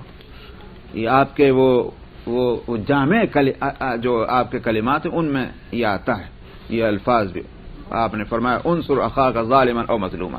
ایک شخص نے کہا یا رسول اللہ مظلوم کی تو میں مدد کروں، بات سمجھ میں آتی، ظالم کی مدد کروں یہ کیسے؟ کیف انصرہ ظالما، میں کیسے آخر ظالم ہونے کی حیثیت سے کسی کی مدد کروں؟ تو آپ نے فرمایا اس کو ظلم سے روکو. ظلم سے جب روکو گے تو ظالم کی مدد ہوتی. یہ نہیں کہ ظالم ظلم کر رہا ہے انہوں نے کہا کہ اچھا تو نے ایک مارا لا تو ایک اور مار، یہ تو نہیں ہے، یہ اس کا نقصان ہے. ظالم کو ظلم سے روکنا یہ ہے اس کی مدد. فذلک نصرک ایاہ. وعن ابن عمر ان رسول اللہ صلی اللہ علیہ وسلم قال المسلم اخو المسلم لا يظلمه ولا يسلمه ومن كان في حاجة أخيه كان الله في حاجته ومن فرج عن مسلم كربة فرج الله عنه كربة من كربات يوم القيامة ومن ستر مسلما ستره الله يوم القيامة. ابن عمر رضی اللہ عنہما سے روایت ہے کہ رسول اللہ صلی اللہ علیہ وسلم نے فرمایا کہ ایک مسلمان دوسرے مسلمان کا بھائی ہے، تو اب جب بھائی ہے تو کیا ہو، اس پہ ظلم نہیں کرے، نہ اس کو تکلیف پہنچائے، اور اسی طرح سے لا یسلمو کے معنی اصل ہوں گے تکلیف پہنچانا، جو میں نے ترجمہ کیا تکلیف دہ کوئی کام کرنا جس سے کہ اس کی رسوائی ہوتی ہو، بدنامی ہوتی ہو، یہ ہے لا یسلمو کے معنی. اور ومن کان فی حاجت اخیہ، اور جو شخص اپنے بھائی، یہاں بھائی سے مراد وہی مسلمان، اپنے بھائی کی ضرورت پوری کرنے میں لگے گا اللہ اس کی ضرورت پوری کریں گے، کیونکہ یہ اصل تو ضرورت پوری کرنے والے اللہ ہے نا. لیکن یہ جب آدمی کام کرتا ہے دوسرے کا تو اللہ تعالیٰ اس کا کام کیوں کرتے ہیں؟ بھائی یہ تو میرا کام تھا، جب تو اس کام میں لگ گیا میں تیرا کام کر دوں. یہ ہے، پتہ نہیں خواجہ فرید الدین عطار کی تذکرۃ الاولیاء ایک کتاب ہے، ہو سکتا ہے یہاں بھی رکھی ہو. اس میں ایک واقعہ لکھا ہے کہ صاحب ایک تھے بزرگ اولیاء اللہ میں سے کوئی صاحب تھے،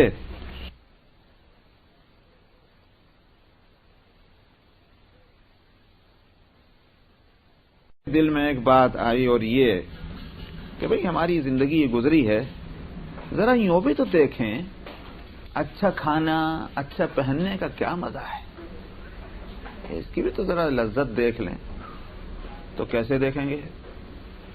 جیسا بچے اپنے ساری ضرورتوں کے واسطے کہاں بھاگ کے جاتے ہیں میاں، بچوں کو کھیل چاہیے کہاں جائیں گے؟ اماں کے پاس. بچوں کو کپڑا چاہیے، کہاں جائیں گے؟ اماں کے پاس، اماں بھائی تو ہیں، ساری ضرورتوں کے واسطے وہیں دوڑ کے جاتے ہیں۔ اسی طرح سے اگر کوئی شخص، چونکہ اس کے ذہن میں یہ بات ہے کہ میری ہر ضرورت کے ذمہ دار یہی تو ہیں، اور کسی کے پاس جانے کا کبھی خیال نہیں آئے گا، یہاں تک کہ اگر کبھی کوئی شخص کوئی چیز دے بھی دے تب بھی اس کے ذہن میں وہی ماں اور باپ ہی رہیں گے۔ یہ ہونا چاہیے۔ اصل میں اللہ اور بندے کے درمیان کا رشتہ یہی ہے کہ بندے کو جب کوئی مسئلہ ہو، کوئی ضرورت ہو، کوئی خواہش ہو تو کہاں جائے دوڑ کے؟ اللہ کے پاس، اللہ ہی سے دعا مانگنا۔ تو آخر اللہ سے دعا کی، اے اللہ میں نے اب تک نہیں مانگی تھی دنیا، آج میں مانگتا ہوں تاکہ میں بھی ذرا سا اس کا مزہ دیکھ لوں کیسا ہے، اس لیے مجھے اللہ دے دے۔ ہو گیا انتظام، چنانچہ مل گیا، خوب ملا۔ اب جب خوب مل گیا تو کیا کرنا چاہیے؟ تو کسی کو لگا دیا کہ بھائی یہ لو پیسے، اٹھا کے دے دیے، اور کیا کروں؟ لاؤ سامان خوب، کھانے وانے کا سامان۔ بھائی کتنا لاؤں؟ لاؤ خوب لاؤ۔ اب بہت سارا آ گیا سامان، دے گئے، چڑھ گئی، پک رہا ہے صاحب۔ بھائی کون کھائے گا؟ کہہ دو سب آ کے کھائیں۔ اب سارے شہر کا ہر ایک کو کہہ دیا آؤ بھائی آؤ بھائی آؤ بھائی۔ قصبے کے شہر کے لوگ آ رہے ہیں، کھا رہے ہیں، اور جناب دیکھیں چڑھ رہی ہیں، پک رہی ہیں، کھا رہے ہیں لوگ۔ ارے بھائی خالی کھانا نہیں بھائی، کپڑے بھی تو ہمارے ہم گوارے واسطہ لا دو کچھ کپڑے، ہم کپڑے بھی تو پہن کے دیکھیں، کپڑے بازار سے کتنے کپڑے چاہیے، خوب لاؤ میاں کپڑے۔ وہ کپڑے بھی بہت سارے آ گئے۔ نتیجہ اس کا یہ ہوا کہ صاحب اب کچھ کھانے والے آ رہے تھے تو کچھ کپڑے کی ضرورت مند بھی تھے، آ گیا سرکار کپڑے، انہوں نے کہا ہاں یہ لو، سب کو کپڑے بھی دے دیے۔ خود ایک کپڑا پہنے بیٹھے تھے، شام ہوئی تو پھر وہ بھی نکال کے دے دیا اپنی اصلی حالت پہ آ کے۔ جو پہلے سے پہنے ہوئے تھے وہی اپنا دھوتی اور وہ پہن کے پھر بیٹھ گئے، اور وہ کپڑے جو تھے وہ بھی چلے گئے جو ایک جوڑا پہنا تھا۔ آخر یہ ہوا کہ سارے دن گزر کے آخر جب ہوا دن تو جو حالت ایک دن پہلے تھی ملنگ، وہی حالت آج پھر ہو گئی، کچھ نہیں رہا۔ دوسرے دن پھر جناب اللہ نے انتظام کر دیا، وہ تئی ملا۔ انہوں نے کہا کرو بھائی پھر سب خوب کھانے پک رہے ہیں، خوب لٹ رہا ہے، سب ہو رہا ہے۔ شام ہونے انہیں پھر اپنا خالی۔ پھر تیسرے دن یہی۔ آخر اس وقت کے جو دوسرے بزرگ تھے انہوں نے اللہ سے دعا کی، اللہ یہ معاملہ کیا ہے؟ یہ آدمی کو تو ہم بھی دیکھتے چلے آ رہے ہیں آخر ایک طرح سے، یہ کہاں سے انقلاب آ گیا، یہ قصہ کیا ہے؟ تو ان کو کہا گیا کہ یہ دراصل اس نے ہم سے اپنی ضرورت کے لیے مانگا تھا، سو ہم نے دیا، مگر